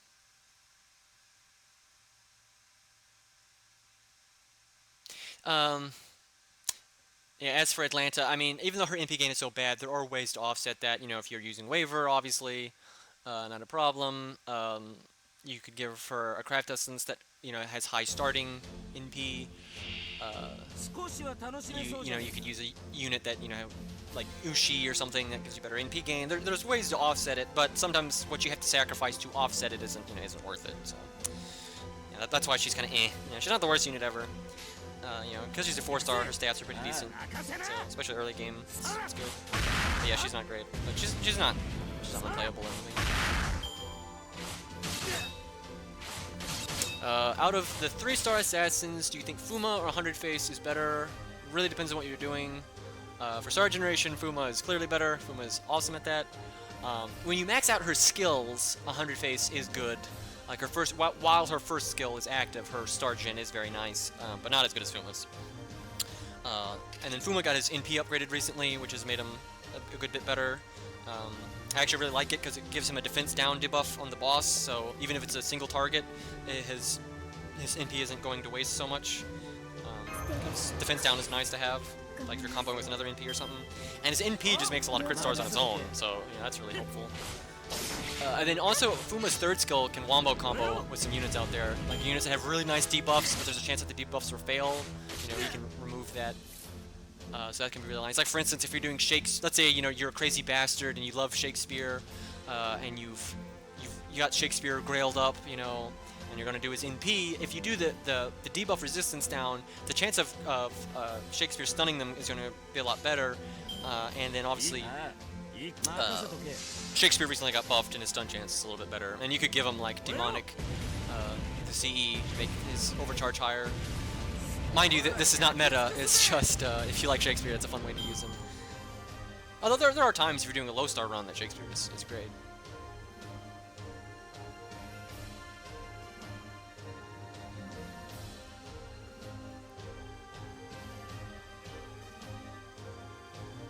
Third servant for a stall team with Jana and Medea Lily. I mean, Medea Lily is not my favorite stall person. It kind of depends on what you're doing, but she can be good. I mean, there's if you're going full stall team, I think the staple is it's like what Merlin, Jana, and Tam. It's like good luck dying with that setup. So yeah, I don't know if we're talking like a budget setup. I need probably more specifics on that. Thoughts on Orion, or say the little bear's name. She's another archer that like almost trivializes Gwaine. I mean, she absolutely annihilates them. You know, she's decent single target. Her main thing is though she's really good against males. If you're not fighting a male, she's not anything to write home about. But if you are fighting a male saber, she's really good. Excellent, I would say. Which servants do you think has the most interesting kit? So I guess we're disregarding how effective they are. I mean, there's a lot of ones I like. I like 100 Face, honestly, especially since her buff. I enjoy that a lot. You know, I like Ku a lot. I like Bedivere. I mean, there's a lot of cool kits. You know, BB's pretty cool. I don't really like BB as a character very much, but I should probably just NP this. I like Hyde a lot. Hyde's kit is so cool. I love that kit. It's a bit ineffective, but in terms of concept, it's great. Oh, and the bald bastard, you know, he's great. There's a lot of cool ones. I'd have to think about that. I haven't really thought about that before. Like if we're ignoring effectiveness and just talking about how cool it is or fun, there's a lot.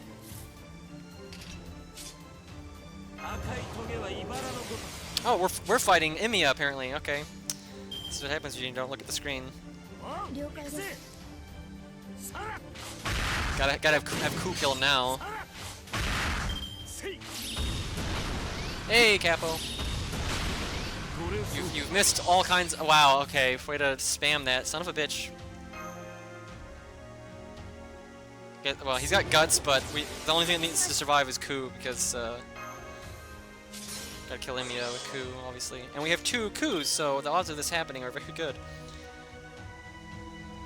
Let's get Bulk. That'll do the trick.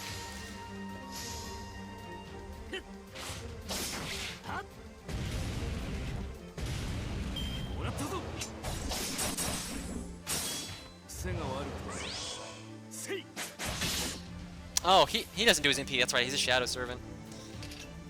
I thought because he's kind of like relevant to the story that he would be different in that respect, but clearly not.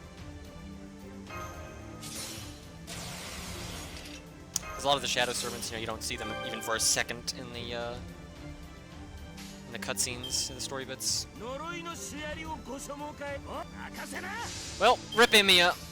This is fate. This is how it always ends.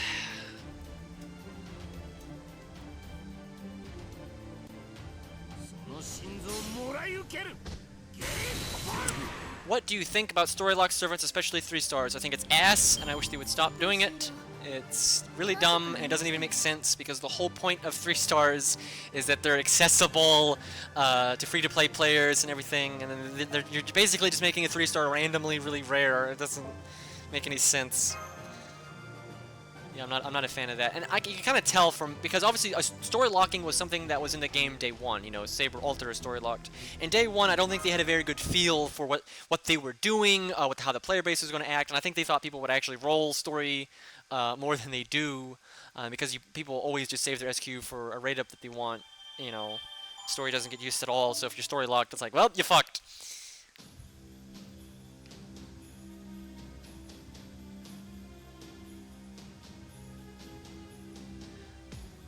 Yeah, I have Taiga passed in, I think she's NP3 or 4? I know she's not NP5, but I know she's fairly high. I don't have a fucking clue when I got her. I don't remember. You get the 1 copy for beating Babylon. I have no idea where I got the other copies. I don't remember. I don't know if they were just random summon tickets or something. I don't remember. She was probably rated up in something else perhaps that I wanted or something. I'd have to look at the rate ups.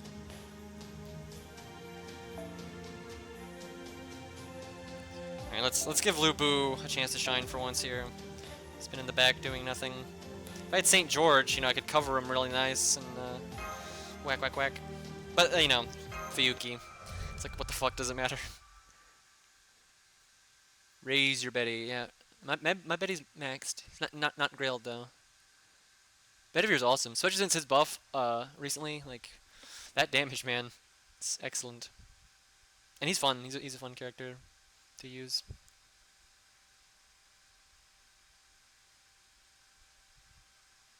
Angry Lubu noises. Yep, we're ready. If I remember correctly, he kind of sounds like a train or something. I haven't heard him in a long time. Let's see what we got here.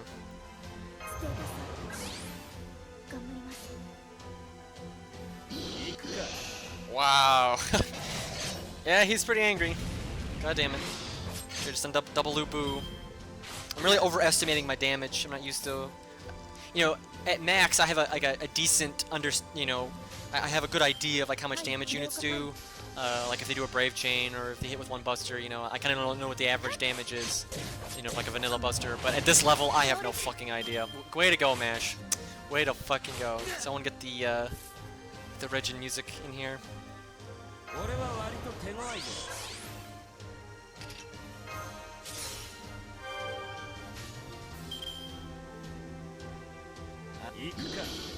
Grrr, listen to that guy.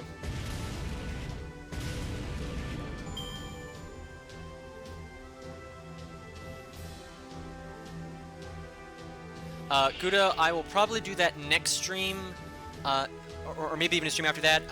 Not because it's a bad idea or anything, I actually think it's the way to go, and it's probably going to be a staple.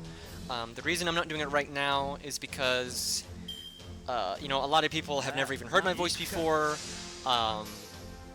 This is the first time I'm streaming, so I want people to kind of just, if anyone joins the stream, I don't want them to be like, what the fuck is going on?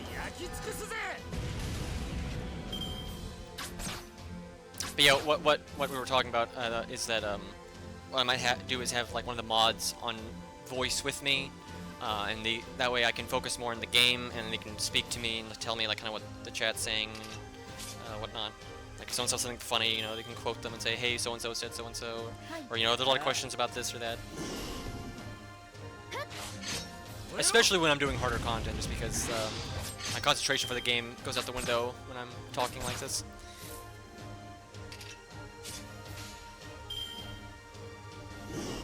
Yeah, this is totally unnecessary, but we're doing it. Lubu sounds kind of cool, though, actually. I might end up using him. It's kind of cool. I know, because I've never used him before, really. I know of him, like I know what his kid does, I just never leveled him.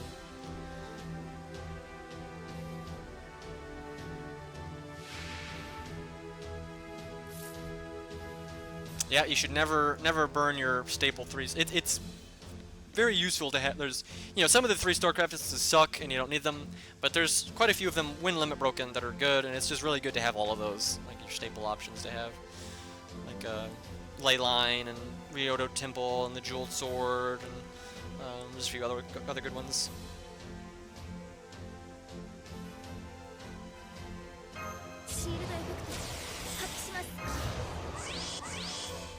Yeah, I'm not a huge fan of Lubu's design, but his voice is great, so I'm digging it. And I love Darius. I love Darius's voice, man.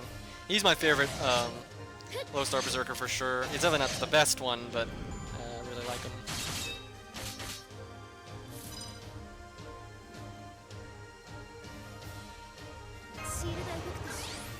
We're so close to NPing, but we don't got it.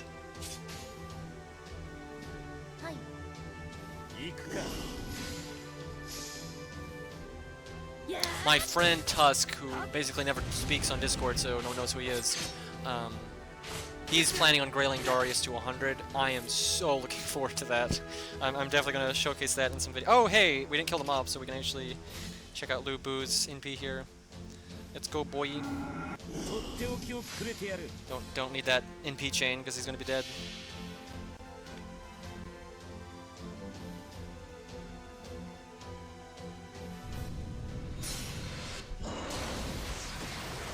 I swear, that looks like, I know I don't think it's what it is, but it looks like he's just like yelling at them and it's killing them. That's kind of what that looks like, especially in the speed up mode. Oh, you burned Castraku. That's not good, because he's story locked, sir. Good luck with that one.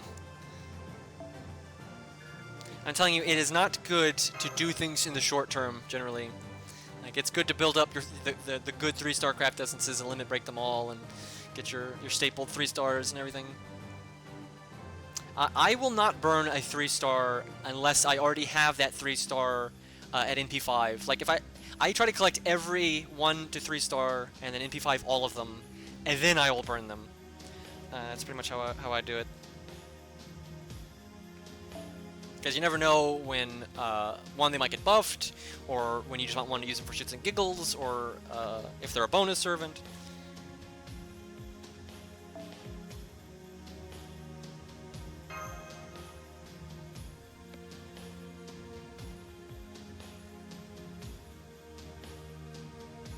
I actually wouldn't be surprised if Lubu got an animation update. He's not amazingly popular, but he's decently popular. I am so sad. I mean, Sanson might get an animation update because Regin didn't get his for a week after, but that's because they wanted to keep it a secret, you know, for the story. I don't think Sanson's gonna get an animation update. I'm sad because that was his only chance, man. He's such an unpopular character. The only time he's probably gonna get one is if he happens to be prominently featured in a story, and he was very prominently featured in that story, and he did not get an animation update or a buff, so I am very let down by that. Heartbroken even.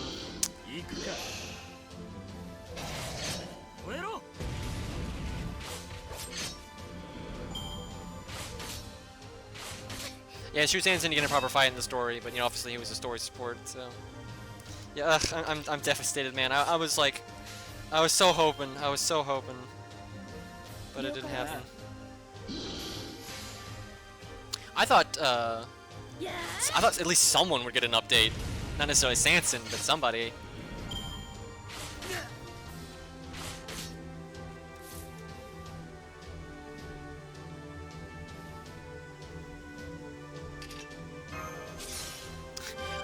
You know, doing the game with just 3 stars is not that difficult in the early days, but it'll get there. Especially with how I can't dedicate a lot of time to this account during events and stuff because I gotta farm on my main account and my ult account and my NA account. So this account is gonna get the shaft pretty hard. So it may limit how often I can stream because it may take me a while to catch this account up to where it needs to be to do like, you know, really crazy pants bosses.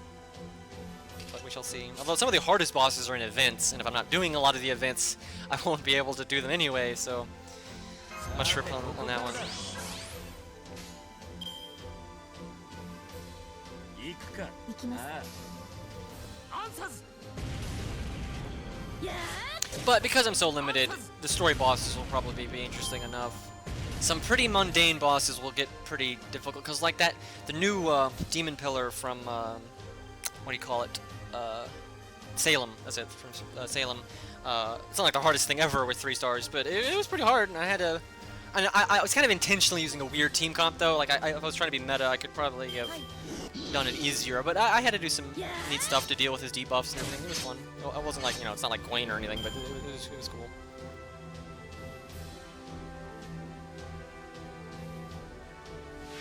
Was King of Sand, Nerofest the hardest boss fight? Maybe. It depends on what you're using. Like if you've got, what's her name, the single target caster? I don't remember her name. You know, she punches him into a mountain. I can't remember her name off the top of my head. You know, she was very useful there. If you had the right team to support her, it was still hard, but it was doable, definitely. But it was a very hard boss, definitely. That boss was absolutely ridiculous. BB was really good there too because of her death resistance. There was just so much going on in that fight, like things stacked on top of each other that just made it kind of absurd.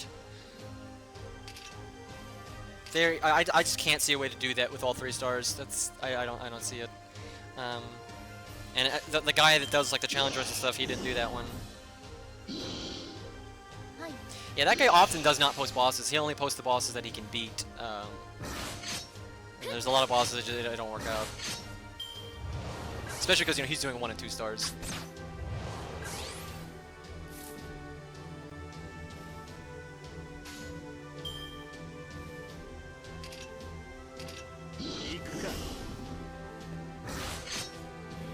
There is no way I'm beating King of Saiyan and Nerofest with 3 stars only. Unless, well, Baldy might be really good there because of he's got the 1 turn of he cannot be insta-killed. So if you can loop him there, he might work out. I haven't really thought about that though, because you know he can still just die the old-fashioned way. So probably depends on like how the NP game can work out. If you're using units though, like Double Waver or you know Merlin or something, you know you might be able to make it work. If you're not using units like that though, or using sort of budget setup, you might be in trouble. Wow, her damage sucks. Yep, Berserker Life. That's what I get for not giving that more thought. How good is the 4-star Shiki? Quite good. She's a very good single-target assassin, especially for when she was added, because you honestly didn't have a lot of good DPS-y single-target assassins back then, you know. A lot of the ones that were added later, so... And, you know, she gets her NP decently quick. She's not the best star generator. That's not so much her thing. She's more of a nuker. But she's good. Yeah, she's totally good. And she's free, so definitely worthwhile. Do you think DW should make more bronze servants since the only one since release is Paul? Yeah, definitely. I would love them to add more. I want them to be careful about it. I don't want them to make new ones that trivialize the old ones. But, you know, they can always buff the old ones. But yeah, I would definitely like them to add more bronze servants. I figure if they're going to do that, they're going to do it in 2.0 because it's like a big, you know, thing. You know, they might like... You know, who knows what they're going to do in 2.0? They could like change some fundamental systems. They could add new systems. Who knows? They might not. It might be boring as fuck. But I figure if they do add bronzes, that's a very likely time for them to do it. Would be 2.0.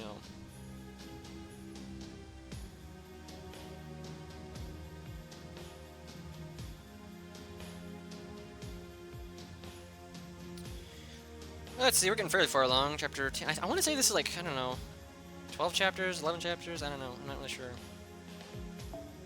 Don't think it's like 15 chapters or anything.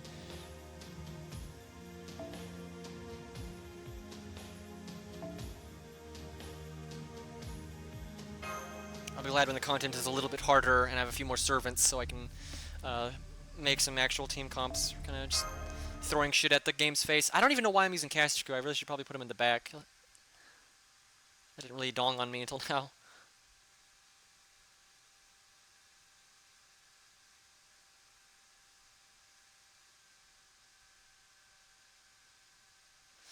They were asked about bronze servants at a press event a while back. They were shocked anyone wanted bronze servants. I think they weren't even considering it until shortly before Paul. I had not heard of that, so I don't know if that's true or not. But if that is true, that makes me very sad. Doesn't surprise me though, because they kind of consider the bronze servants your starter deck, you know, and at best like something to augment your team, not to be a full thing themselves. Like they're supposed to fill in the gaps. You know, you need a specific niche, and they're good at that niche, so you put them there on that team, and then you mostly focus on your 4 and 5 stars, and then 3 stars are kind of that middle gap between the two, you know.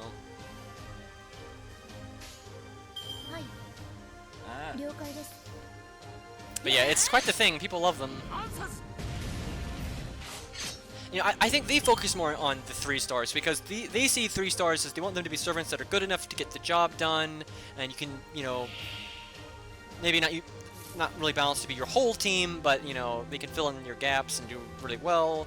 But they're expecting players to get 4 and 5 stars every once in a while, and you know, I'm not hating on them. It's not like they're like, you know, you have to pay for them, guys. They know they give out SQ enough that, you know, by the time you're far enough into the story or events that you know it's going to get really hard without the 4 and 5 stars, you're of course going to have gotten some 4 and 5 stars by then. So it's fairly balanced. You know, if you use your 1 to 3 stars to you know, offset your flaws and to complement what rarer servants you have, you're normally in good shape. But I just like using 3 stars because I like 3 stars. They're awesome.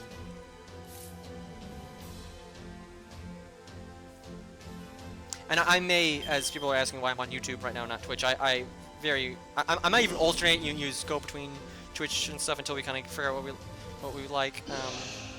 But right now, most of my viewership is on YouTube, so I figure it's just, you know, it makes sense for me to stream on YouTube right now. But yeah, I probably will use Twitch, because I know Twitch is smoother generally, and it's just the, you know, the more popular of the two. You know, there's more, I don't know, viewership to be had. Oh god, I just got Lubu killed. This is why you're supposed to be using your defensive abilities. Like I got my dodge and my shield up, like, use it!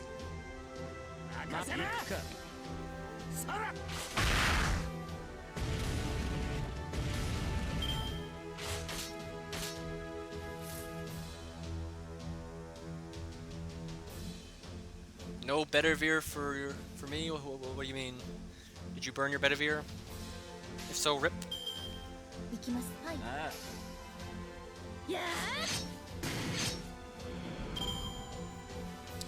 Oh yeah, also, you know, 3 stars interact with Grails very well. I mean, 1 and 2 stars can as well, but 3 stars do really well with Grails, so you can kind of pick the ones you really like to kind of put them in a more MVP role. You know, they're still probably not going to be, you know, keeping up with 5 stars necessarily, but, you know, if you like them, you can totally make them viable. I love the Grail system. I think it's really cool, you know, that they did it.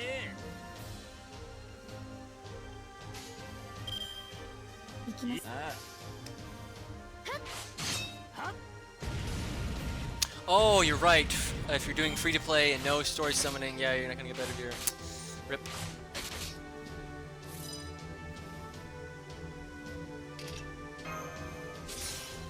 I can't get Bedivere until I do Camelot, so...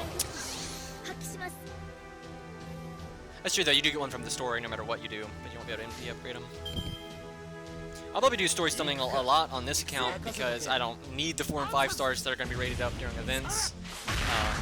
So, might as well just get my 3 stars from the story summon. Oh, so it's just kind of fun. NP1 Bedivere can still be good though. I mean, he's got a good toolkit. But yeah, I mean, NP5 is where it's at. That's the thing that makes 3 stars good a lot of times is generally your 5 stars are going to be NP1 unless you're whaling. If you're whaling, you know, you can have whatever the fuck. But if you're not whaling, you know, your 5 stars are almost always going to be in P1, except for maybe like that 1 or 2 that you really like and you were saving up for months and months for. So the majority of them are going to be rather low. 了はい Kenshi, it's just NP, fuck it. とっておきをくれてやる Who's your favorite character design-wise? So do you mean like gameplay design or what they look like? I'm assuming we're not talking about personality, obviously we're talking about just style. We're talking about just like what they look like. King of Saiyan I like a lot what he looks like. He's not my favorite character though, but it's probably not my favorite either. I like Protoku. Protoku might be my favorite looks-wise. He's awesome. I like a lot of them though, man. I don't know. Sanson's awesome. Darius is awesome. I mean, there's so many, you know, Regent of course. You know, Gwaine, Lancelot, Berserker-Lot. Mordred's cool. Love that. Mordred's helmet is awesome. Yeah, Mordred's helmet is seriously dope. It's not dope in game right now because the sprite looks stupid, but if it ever gets updated, I'll be all over it.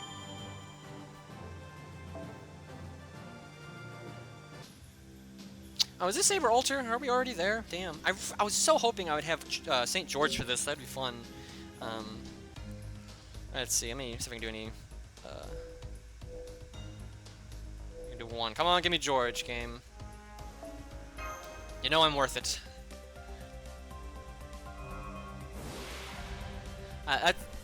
Claire, that's why you use stage 2 Sanson, not stage 3 Sanson. Stage 3 Sanson's shoulder pads are pretty intense. Hey, fuck yeah, that's what I'm talking about. Got nothing else though, damn. I'm a big fan of him though.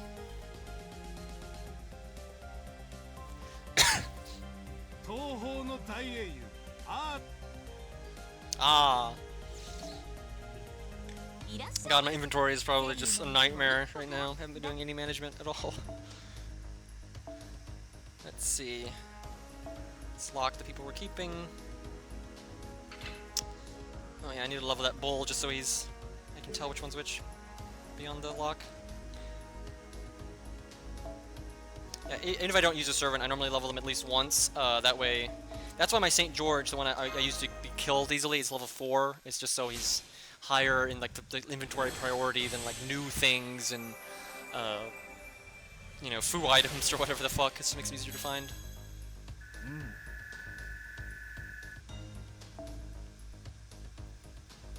Oh, chat. All this Stella hype. Yeah, I'll probably be leveling him. Robin Hood and David, though, are first, so...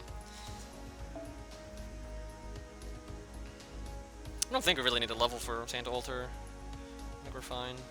Guess we'll bring David or something. I would be very confident that we could wreck her shit if we had St. George without needing to do anything fancy. I don't really remember what she does. I think she just does her AoE MP every 3 turns, maybe? I don't know if it's longer than that. I don't know. I don't remember how much health she has either. I know she's nothing fancy, but I may burn the Herc, yes. If I need the Rare Prism, I will. Because, I mean, if I'm not using the 4 or 5 stars, it's like, what's the point? You know, I mean, maybe way down the line, I may transition this account. You know, once I beat the story, you know, I may transition this account into a regular account. So I'm not gonna like jump to burn everything I see, but I'm definitely gonna be more burn happy than usual. Alright, let's see what we got here. If someone has a low star servant, that's not the story one, I might use it just for funsies. 40 is definitely too high, that would wreck the boss. Yeah, I don't know if anyone's gonna have a servant low enough for me to really do anything. Does anyone have St. George? Yeah, someone had St. George, didn't they? Yeah, I've been summoning someone's St. George. Here we go, perfect. And he's level 10. Fantastic. Whoever did that, whoever you are here in chat, way to go. Be the man. Hopefully someone will say who that was. Let's see. We could try to get really cheeky and get Ku to kill him. That may not happen. I'll bring him though, just cause fuck it.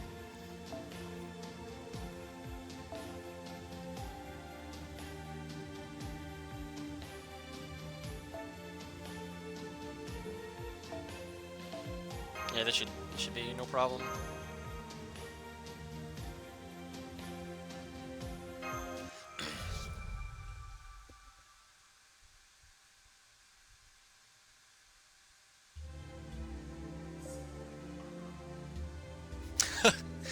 Okay, Poke.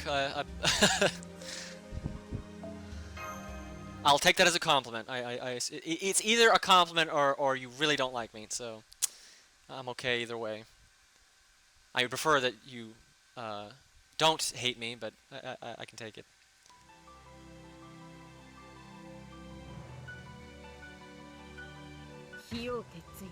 Oh yeah, this little cutscene.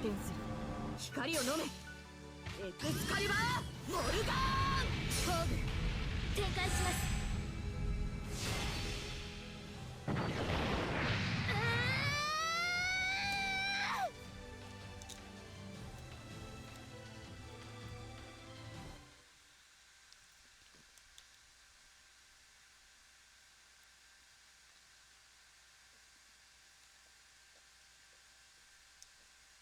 Old animation fun, yep.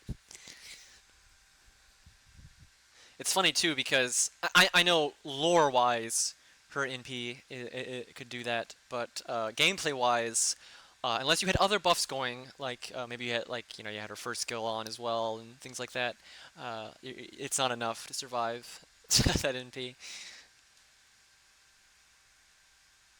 I'm trying to avoid using strong friends. Oh, ZN, you're clearly the guy that grailed Angria, because your icon is Angria. Well done, sir. I will use your Angria at some point, absolutely, because Angria, even when grailed, is nothing amazing. It depends on what I'm doing though. If some of the bosses, I'm going to keep it royal, 3 stars only, and that's that. This music, man, it's awesome. Can we get his NP? I don't know. I shall probably die before that.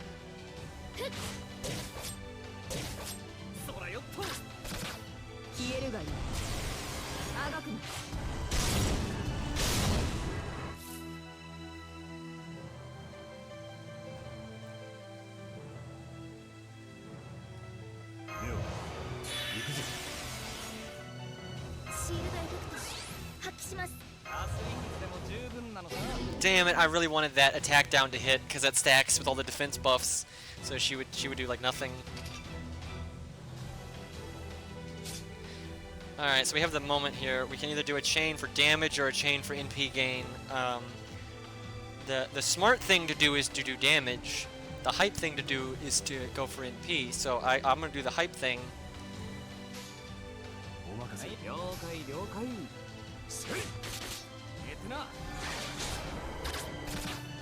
Oh, someone just said I should have brought Kucaster for the NP kill. That is true. The anime. I did not think of that. But I mean, come on, Robin Hood. Everyone likes Robin Hood. I will say Robin Hood's NP gain is awesome once you get his second skill. That really makes it work.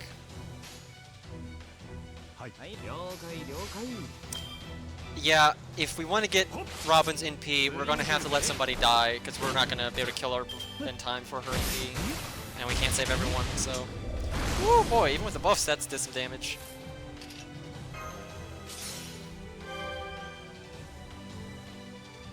Oh, Art Chain, but no Robin.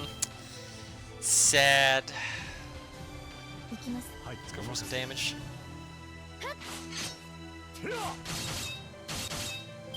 St. George showing off that crit rate there. Oh, wow, even with the heal. Nope. No good. Sorry, George.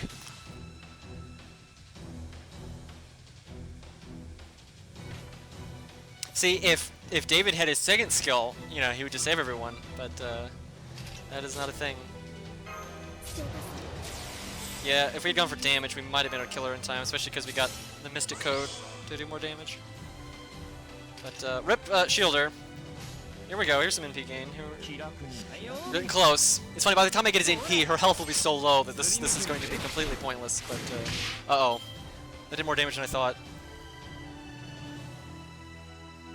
We may not be able to NP her. This may have been all for naught.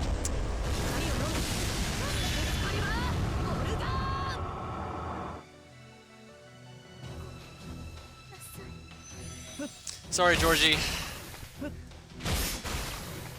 Yeah, if people want to play along with the stream and level up some 3 stars, roughly around where my 3 stars are, that would. I would very much appreciate that, but don't feel like you need to, because that's a big sacrifice if you do that. But you know, I'll. The more people with 3 stars and around my level range, the more likely I am to summon them. Yeah, there is no way to get the. Oh no, he has his MP. It's right, because MP gain from her hitting us, of course. Perfect.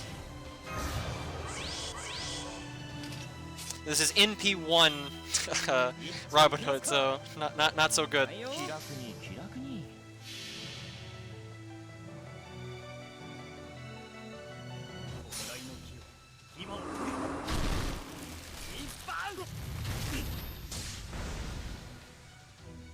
Yeah. Cannon.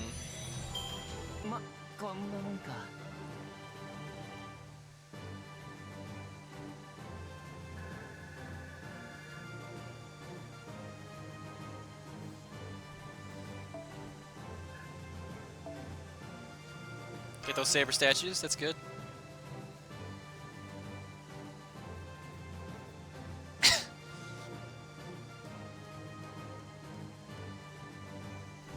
Alrighty. Alright, well, I can stream a bit longer, so I think we might go ahead and do Herc now. Animu! Alright, chat, so we gotta call it now. Is 2.0 for Fate Grand Order going to have an anime opening or not? I want to see what the consensus in chat is.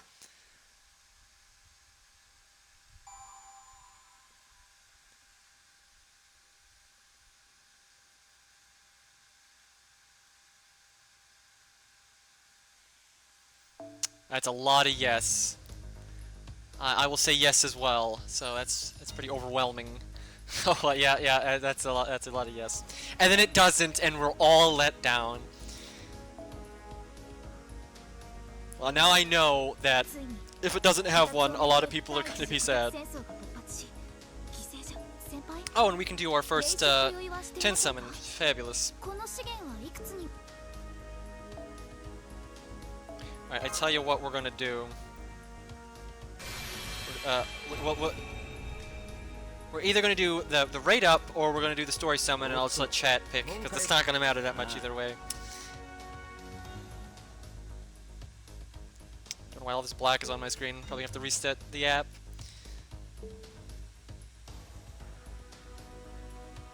Alright, chat.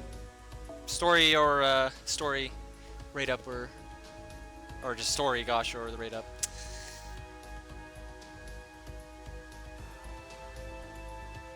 Everyone's saying Gramps straight up. I forgot that was a thing. That's okay.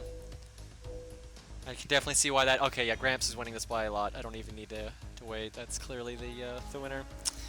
All right, what are we gonna get? I'll let the animations play because people think it's hype, I guess. So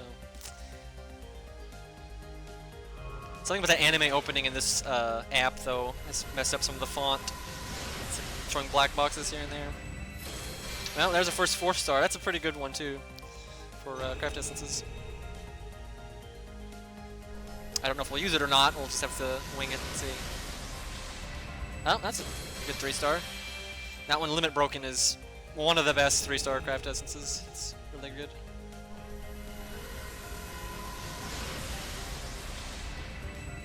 Not a fan of that one.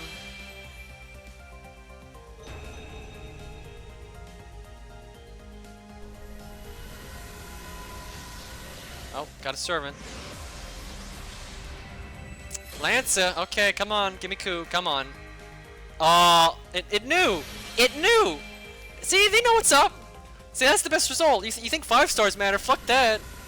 We're good now. I don't even care what's in the raid up now, or in the rest of the 10 pool. We got what matters.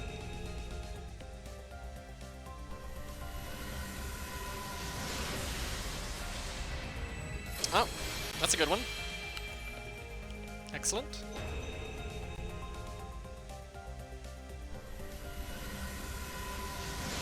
Very few servants in this. If I wasn't a coup fanatic, I would probably say this is one of the worst 10 pulls I've seen. Although I know I've definitely seen worse, because at least the craft essences were decent. This is a very bad 10 summon, though. I have to say.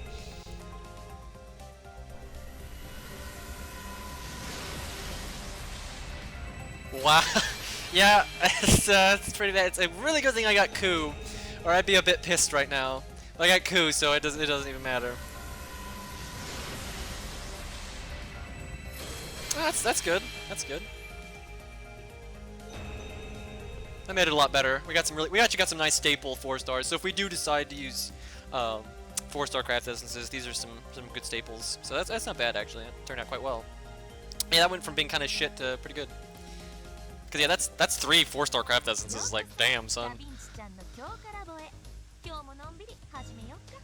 Yeah, my UI is fucked up. I can see, like, it's not here. It's because of the anime cutscene, I think. And this app to play an ult account is not the best. I may save Herc then for next time. We have something hype to do. What I will probably do though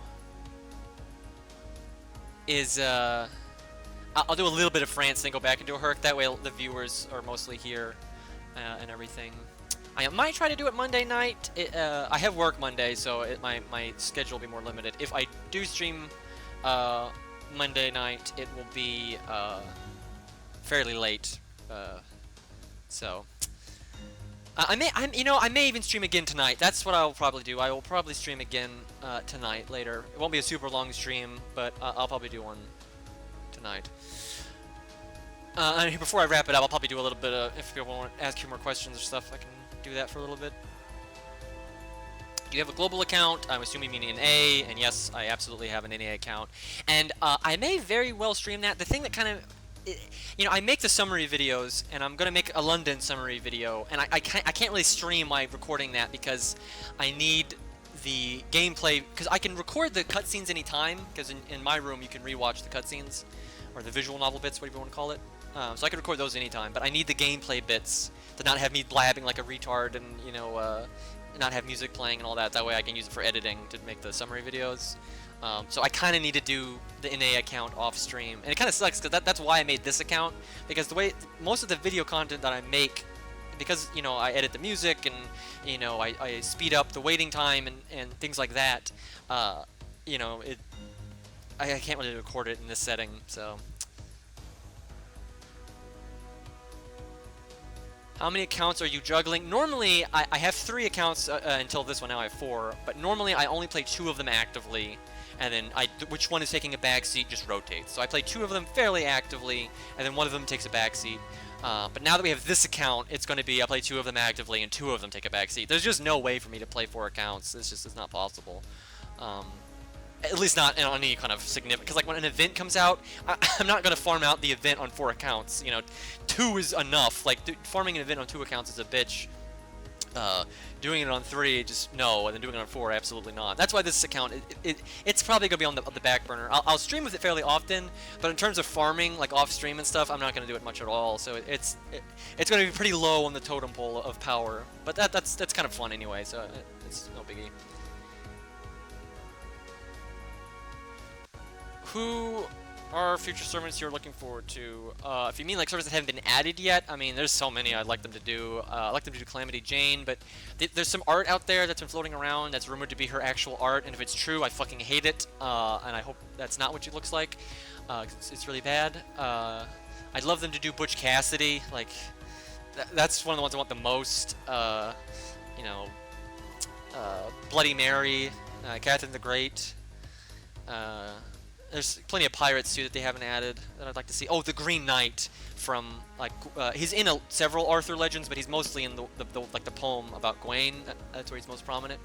And there's some bias here because he's named the Green Knight, but he's already been talked about in other Fate games a little bit. And it's our best chance of having a servant that's like really green and's got like, green powers. Honestly, I should probably stop using any SQ on my main account just in case they add the Green Knight. Because if I don't get him, if I ever wailed, like I've never wailed, but if I ever wail the Green Knight, assuming he has a good design and everything, I'll be jumping all over that. I mean, come on, of course I have to get him. Oh, and I'd like to see Achilles added, of course. Yeah, a lot of the APOC servants. I mean, those are going to be added, though. There's no doubt. Something like the Green Knight, he may be added, he may not. He has been talked about in Fate, like he's confirmed, but that doesn't mean he's going to be ever added. Oh, and the Wright brothers. The Red Baron. I'd love to see those. But Butch Cassidy's really high on my list. I really want them dead. Butch Cassidy and like Doc Holliday. If the Green Knight does not have green armor, I just that's not gonna be pretty. That's not gonna be pretty.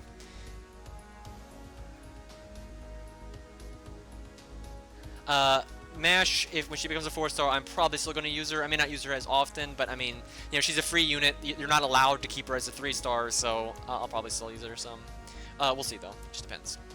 Like if I can get away with not using her, I probably won't. But if she's, you know, insanely useful or something, I might. I would like to see Robert E. Lee as well, but it would make the community explode, and everyone would be arguing, and it would be awful. So as much as I think he's a very interesting figure in history, and I think he did a lot of really respectable things. He's a very divisive figure in history, and people have lots of different opinions, so it may not happen. Although JP, he's not a divisive figure in Japan, is the thing. So they might do it and say, "Fuck you guys, we don't care." Yeah, the Christmas event that's coming up is confirmed that you need to beat Solomon for. They could be lying, but I doubt it. And no, Hitler is not going to happen. There's no way. Unless they, I don't know, meme it up, make it a giant parody or something. Benjamin Franklin, that'd be cool. Yeah, I'd be cool with that.